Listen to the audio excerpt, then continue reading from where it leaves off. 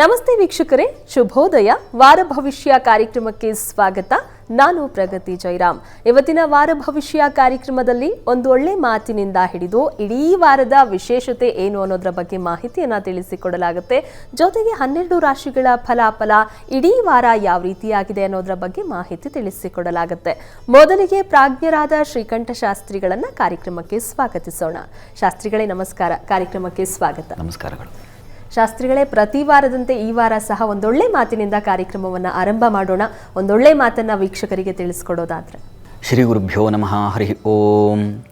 ಮೂರ್ತಿತ್ವೇ ಪರಿಕಲ್ಪಿತ ಶಶಿಭೃತೌ ವರ್ತ್ಮಾ ಪುನರ್ಜನ್ಮನ ಮಾತ್ಮೇತ್ಯಾತ್ಮವಿದಾಂ ಕ್ರತುಶ್ಚಿಯ ಜತಾಂ ಭರತ ಅಮರ ಜ್ಯೋತಿಷಾಂ ಲೋಕಾನಾಂ ಪ್ರಳಯೋದ್ಭವ ಸ್ಥಿತಿ ವಿಭುಶ್ಚಾನೇಕಧಾ ಯಶ್ರಿತೌ ವಾಚನ್ನ ಸದದಾತುನೇಕ ಕಿರಣಃ ತ್ರೈಲೋಕ್ಯ ದೀಪೋ ರವಿಃ. ಸಮಸ್ತ ವೀಕ್ಷಕರಿಗೆ ಶುಭೋದಯ, ಶುಭ ಬೆಳಗು. ಈ ಇಡೀ ವಾರ ನಿಮ್ಮ ಹಾದಿ ಹೇಗಿದೆ, ಯಾವ ಗ್ರಹಗಳ ಗಂಡಾಂತರ ನಿಮಗೆ ಕಾದಿದೆ, ಅದಕ್ಕೆ ಪರಿಹಾರ ಏನು ಇತ್ಯಾದಿ ಎಲ್ಲವನ್ನು ನಾವು ಪರಿಶೀಲಿಸಿಕೊಳ್ಳೋಣ. ಇದಕ್ಕಿಂತ ಮುಖ್ಯವಾಗಿ ಒಂದು ಒಳ್ಳೆಯ ಮಾತು. ಪ್ರತಿ ವಾರ ನಾವು ಒಂದೊಂದು ಒಳ್ಳೆಯ ಮಾತನ್ನು ಏನು ನಾವು ತಿಳಿತಾ ಇದ್ದೀವೋ ಅದನ್ನು ಅಳವಡಿಸ್ಕೊಂಡು ಬಿಟ್ಟರೆ, ಅನುಸರಿಸಿಬಿಟ್ರೆ ಬಹುಶಃ ನಾವು ಸತ್ಪ್ರಜೆಗಳಾಗ್ಬಿಡ್ತೀವಿ ನಮ್ಮ ದೇಶಕ್ಕೆ, ನಮ್ಮ ಕುಟುಂಬಕ್ಕೆ ಅಂತ ಅನಿಸುತ್ತೆ. ಒಂದು ಸಣ್ಣ ಅಂಶವನ್ನಾದರೂ ನಾವು ಅಳವಡಿಸ್ಕೊಳ್ಳೋ ಪ್ರಯತ್ನ ಮಾಡೋಣ. ಇವತ್ತಿನ ಸುಭಾಷಿತವನ್ನು ಗಮನಿಸಿ. ಗತೇ ಶೋಕೋ ನ ಕರ್ತವ್ಯೋ ಭವಿಷ್ಯಂ ನೈವ ಚಿಂತೆಯೇತ್ ವರ್ತಮಾನೇನ ಕಾಲೇನ ವರ್ತಯಂತಿ ವಿಚಕ್ಷಣಾಃ. ಆಗಿ ಹೋದುದಕ್ಕಾಗಿ ದುಃಖಿಸಬಾರದು, ಆಗಲಿರುವುದಕ್ಕಾಗಿ ಚಿಂತಿಸಬಾರದು, ವರ್ತಮಾನದಲ್ಲಿ ಇರುವುದನ್ನು ಗಮನಿಸಿಕೊಳ್ಳುವವನೇ ಜಾಣ.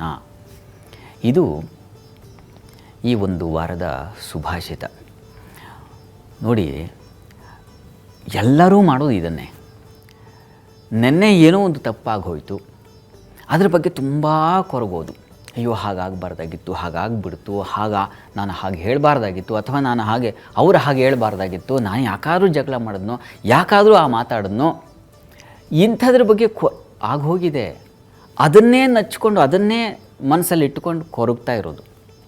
ಇದರಿಂದ ಏನಾಗುತ್ತಪ್ಪ ಅಂತಂದರೆ ಈ ಕ್ಷಣ ನಷ್ಟವಾಗ್ತಾ ಇದೆ. ನೆನ್ನೆಯ ಮಾಡಿದ ನಷ್ಟ ಏನಿದೆ ಆ ನಷ್ಟಕ್ಕೆ ಈ ಕ್ಷಣ ಕೂಡ ಸೇರ್ಪಡೆ ಆಗ್ತಾ ಇದೆ. ಇದರ ಅರಿವು ನಾವು ಬಿಟ್ಬಿಡ್ತಾ ಇದ್ದೀವಿ. ಇದನ್ನು ಅರ್ಥ ಮಾಡ್ಕೊಳ್ಳುವಲ್ಲಿ ನಾವು ಸೋಲ್ತಾ ಇದ್ದೀವಿ, ವಿಫಲರಾಗ್ತಾ ಇದ್ದೀವಿ. ಆಗೇನಾಯಿತು, ನೆನ್ನೆನೂ ಹಾಳಾಯಿತು, ಈ ಕ್ಷಣವೂ ಹಾಳಾಗ್ತಾ ಇದೆ. ಮತ್ತು ಮುಂದಿಂದು ಕೂಡ ಕೆಲವರು ಹಾಗೆ ಮುಂದಿನ ನಾಳೆ ಏನು ಮಾಡೋದು, ನಾಳೆಗೆ ಏನಾಗ್ಬಿಡುತ್ತೋ, ನಾಳೆ ಈ ಯೋಚನೆ ಇದೆಯಲ್ಲ, ಇದೂ ಕೂಡ ಈ ಕ್ಷಣವನ್ನು ಹಾಳು ಮಾಡುತ್ತೆ. ಚೆನ್ನಾಗಿ ಅರ್ಥ ಮಾಡ್ಕೊಳ್ಳೋದು ಏನಪ್ಪ ಅಂದರೆ, ಈಗೇನು ಆಗೋಗಿದೆ ಅದರ ಬಗ್ಗೆ ಚಿಂತನೆ ಮಾಡ್ತಾ ಮುಂದೇನು ಆಗುತ್ತೆ ಅನ್ನೋದ್ರ ಬಗ್ಗೆ ಗಾಬರಿಯೋ, ಆತಂಕವೋ, ಭಯವೋ ಪಡ್ತಾ ಪ್ರೆಸೆಂಟನ್ನು ನಾವು ಮರೆತು ಬಿಡ್ತಾ ಇದ್ದೀವಿ. ಪ್ರೆಸೆಂಟನ್ನು ನಾವು ಹಾಳು ಮಾಡ್ಕೊಳ್ತಾ ಇದ್ದೀವಿ. ಪ್ರೆಸೆಂಟನ್ನು ನಾವು ವ್ಯರ್ಥ ಮಾಡ್ತಾ ಇದ್ದೀವಿ. ನಮ್ಮ ಬದುಕನ್ನೇ ವ್ಯರ್ಥ ಮಾಡ್ಕೊಳ್ತಾ ಇದ್ದೀವಿ. ಹೀಗಾಗಿ ವರ್ತಮಾನದಲ್ಲಿ ಯಾರು ವಿಚಕ್ಷಣರಾಗಿರ್ತಾರೋ ಅವರು ವಿಚಕ್ಷಣರು. ವರ್ತಮಾನವನ್ನು ಯಾರು ಅರ್ಥ ಮಾಡ್ಕೊಂಡಿರ್ತಾರೋ ಅವರು ತುಂಬ ಜಾಣರು ಅಂತ. ಮಹಾಭಾರತದಲ್ಲಿ ಪಾಂಡವರು ನನಗೆ ಯಾಕೆ ಇಷ್ಟ ಅಂದರೆ ಕೃಷ್ಣ ಇದೇ ಮಾತನ್ನೇ ಹೇಳೋದು. ಯಾಕೆ ಅಂದರೆ ವರ್ತಮಾನದಲ್ಲಿ ಅವರು ಬದುಕಿರ್ತಾರೆ. ಹಾಗಾಗಿ ತಸ್ಮಾನ್ಮೇ ಪಾಂಡವ ಪ್ರಿಯ. ಹಾಗಾಗಿ ನಾನು ಪಾಂಡವರು ಅಂದರೆ ನನಗಿಷ್ಟ. ಅವರು ಆಗೋಗಿದ್ರ ಬಗ್ಗೆನೂ ಚಿಂತೆ ಮಾಡಲ್ಲ, ಮುಂದೇನು ಅಂತಲೂ ತಲೆ ಕೆಡಿಸ್ಕೊಳ್ಳಲ್ಲ. ಈ ಕ್ಷಣ ನಾನು ಏನು ಮಾಡಬೇಕಪ್ಪ, ನೋಡಿ ಈ ಕ್ಷಣ ಅನ್ನೋದು ನನ್ನ ಕೈಯಲ್ಲಿದೆ, ನಮ್ಮ ಕೈಯಲ್ಲಿದೆ ಅದು. ಹೀಗಾಗಿ ಈ ಕ್ಷಣ ಒಳ್ಳೆಯದನ್ನು ಮಾಡಿದ್ರೆ, ಒಳ್ಳೆಯ ಚಿಂತನೆ ಮಾಡಿದ್ರೆ, ಒಳ್ಳೆಯ ಸಹಕಾರ ಉಂಟು ಮಾಡಿದ್ರೆ, ಇನ್ನೊಬ್ರಿಗೆ ಯಾರಿಗೋ ಉಪಕಾರವಾದರೆ, ಅಥವಾ ಉಪಕಾರ ಆಗ್ತಕ್ಕಂಥ ಒಂದು ಕೆಲಸವನ್ನು ಮಾಡಿದ್ರೆ, ಬೇಡಪ್ಪ ಲೋಕೋಪಕಾರ ಎಲ್ಲ ದೊಡ್ಡವ್ರು ಇದ್ದಾರೆ, ಮಾಡ್ತಾರೆ, ನನ್ನ ಪಾಡಿಗೆ ನಾನು ಏನು ಬಡವ, ಏನು ಮಾಡೋದು ಅಂದರೆ ಕನಿಷ್ಠ ನಮ್ಮ ಮಟ್ಟಿಗೆ, ನಮ್ಮ ಮನೆಯ ಮಟ್ಟಿಗೆ, ನನ್ನ ಮಟ್ಟಿಗೆ ಯಾವುದು ಸೌಖ್ಯ ಅನಿಸುತ್ತೋ, ಇನ್ನೊಬ್ಬರಿಗೆ ಯಾವುದು ತೊಂದರೆ ಅಲ್ಲವೋ ಅದನ್ನಾದರೂ ನಾನು ಮಾಡ್ತಾ ಇದ್ದರೆ ಈ ಕ್ಷಣ, ನನ್ನ ಏಳಿಗೆಗಾದರೂ ನಾನು ದುಡಿತೀನಿ ಅಂತ ಮನಸ್ಸು ಮಾಡಿದರೆ ಈ ಕ್ಷಣ ಅನ್ನೋದು ನಾಳೆಯ ನೆನ್ನೆ ಆಗಿರುತ್ತೆ. ಹೀಗಾಗಿ ಅದಕ್ಕಾಗಿ ಪರಿತಪಿಸಬೇಕಾಗಿಲ್ಲ. ಈ ಕ್ಷಣ ನೀವು ಮಾಡಿದ ಒಳ್ಳೆಯ ಕಾರ್ಯಕ್ಕೆ ನಾಳೆ ಭವಿಷ್ಯದಲ್ಲಿ ಒಳ್ಳೆಯ ಫಲವೂ ಬರುತ್ತೆ. ಹಾಗಾಗಿ ಮುಂದೇನು ಅಂತ ಅದಕ್ಕೂ ಚಿಂತಿಸಬೇಕಾಗಿಲ್ಲ. ಇದನ್ನು ಒಂದು ಸಣ್ಣ ಸುಭಾಷಿತ ಎಷ್ಟು ಚೆನ್ನಾದ, ಎಷ್ಟು ಅರ್ಥಪೂರ್ಣವಾದ ಮಾತನ್ನು ಹೇಳ್ತಾ ಇದೆ. ಹೀಗಾಗಿ ಈ ಕ್ಷಣದಲ್ಲಿ ನಾವು ಯಾವುದನ್ನು ಮಾಡ್ತೀವಿ ಅನ್ನೋದು ಬಹಳ ಮುಖ್ಯವಾಗಿರುತ್ತೆ. ಹೀಗಾಗಿ ಇದೆಲ್ಲರಿಗೆ ಅನ್ವಯ ಆಗುತ್ತೆ. ಒಬ್ಬ ವಿದ್ಯಾರ್ಥಿಯಿಂದ ಇಷ್ಟು ದಿವಸ ನಾನು ಎಕ್ಸಾಮ್ ಓದಲಿಲ್ವಾ, ಹಳೇದು ಹೋಗಿದೆಯಾ, ರಿಸಲ್ಟ್ ಬಂದಿದೆಯಾ, ಏನೋ ತೊಂದರೆ ಆಗಿದೆಯಾ, ಇನ್ನು ಮುಂದೆ ಈ ಕ್ಷಣದಿಂದ ನನ್ನ ಕೈಯಲ್ಲಿದೆಯಲ್ಲ, ಆಟ ಆಡ್ದ ಹಾಗೆ, ಮೊಬೈಲ್ ನೋಡ್ದ ಹಾಗೆ, ಇನ್ನೊಬ್ಬರ ಹತ್ರ ಚರ್ಚೆ ಮಾಡ್ದ ಹಾಗೆ, ಜಗಳಕ್ಕೆ ಹೋಗದಂಗೆ ಓದ್ಕೊಳ್ಳೋಕೆ ಈ ಕ್ಷಣ ಶುರು ಮಾಡ್ತೀನಿ. ದುಡಿಮೆಯಲ್ಲಿ ನೆನ್ನೆ ತನಕ ಲಾಸ್ ಆಯಿತಾ, ಆಯಿತು, ಆ ವಿಚಾರ ಎಲ್ಲ ಬಿಟ್ಬಿಟ್ಟಿದ್ದೀನಿ. ಈ ಕ್ಷಣ ಏನು ನನ್ನ ಟಾರ್ಗೆಟ್, ಯಾವ ಥರ ನಾನು ಯೋಜನೆ ಮಾಡಿಕೊಂಡ್ರೆ ಮುಂದೆ ಗಳಿಸ್ತೀನಿ ಅದನ್ನು. ನಿಮ್ಮ ಕೈಯಲ್ಲೇ ಇದೆಯಾ ಈ ಕ್ಷಣ ಅನ್ನೋದು? ನೀವು ಯಾವುದೇ ರಂಗದಲ್ಲಿರಿ, ಈ ಕ್ಷಣ ನನ್ನ ಕೈಯಲ್ಲಿದೆ, ಇದನ್ನು ನಾನು ಬಿಡಬಾರ್ದು, ಇದನ್ನು ನಾನು ಕಳ್ಕೊಳ್ಬಾರ್ದು ಅನ್ನೋ ಒಂದು ಅರಿವು ಬಂದುಬಿಟ್ರೆ ಇದು ನಿಜವಾದ ಗೆಲುವು, ಇದು ನಿಜವಾದ ಚತುರತೆ, ಇದು ನಿಜವಾದ ಜಾಣ್ಮೆ ಅನ್ನೋದನ್ನು ಸುಭಾಷಿತ ಹೇಳ್ತಾ ಇದೆ. ಈ ಒಂದು ಚಿಂತನೆಯಲ್ಲಿ ನಾವು ನಮ್ಮ ಕೆಲಸಗಳಿಗೆ ಕೈ ಹಾಕಿದರೆ ಅವರನ್ನು ಪ್ರಜ್ಞಾವಂತ ಅಂತ ಕರೀತಾರೆ. ಪ್ರಜ್ಞಾ ತ್ರೈಕಾಲಿಕಿ ಮತ ಅಂತ ಇದೆ. ಬುದ್ಧಿ ತಾತ್ಕಾಲಿಕಿ ಜ್ಞೇಯ, ತಕ್ಷಣ ಯೋಚನೆ ಮಾಡೋದು ಬುದ್ಧಿ ಅಂತ, ಬಿಡಿ, ಆ ವಿಚಾರ ಬೇರೆ. ಪ್ರಜ್ಞೆ ಇರ್ತಕ್ಕಂಥವರು ಈ ಕ್ಷಣವನ್ನು ಹಾಳು ಮಾಡ್ಕೊಳ್ಳೋದಿಲ್ಲ, ಈ ಕ್ಷಣವನ್ನು ಸಂಪತ್ತಾಗಿ ಮಾಡಿಕೊಳ್ತಾರೆ. ತನ್ನ ಮೂಲಕ ಹಿಂದೆ ಯಾವುದನ್ನು ನಾವು ಭೂತಕಾಲ ಅಂತೀವೋ, ಭವಿಷ್ಯಕಾಲ ಅಂತೀವೋ, ಎಲ್ಲವನ್ನು ಅವನು ಸುಂದರ ಮಾಡ್ಕೊಳ್ತಾನೆ. ಹೀಗಾಗಿ ತಾವು ಈ ಒಂದು ಸುಭಾಷಿತದಿಂದ ನಾವು ಅರ್ಥ ಮಾಡ್ಕೊಳ್ಬೇಕಾಗಿರೋದು ಏನಪ್ಪ ಅಂದರೆ, ಈ ಕ್ಷಣವನ್ನು ಬೇರೆ ಬೇರೆ ಅನ್ಯಥಾ ಕೆಲಸಗಳಿಂದ ಹಾಳು ಮಾಡಿಕೊಳ್ಳದೆ ಸತ್ಕಾರ್ಯಗಳಿಂದ, ಸಚ್ಚಿಂತನೆಯಿಂದ, ಸತ್ಸಂಗದಿಂದ ಉತ್ತಮವಾಗಿಸಿಕೊಳ್ಳೋಣ ಅಂತಕ್ಕಂಥದ್ದು ಈ ವಾರದ ಸುಭಾಷಿತ.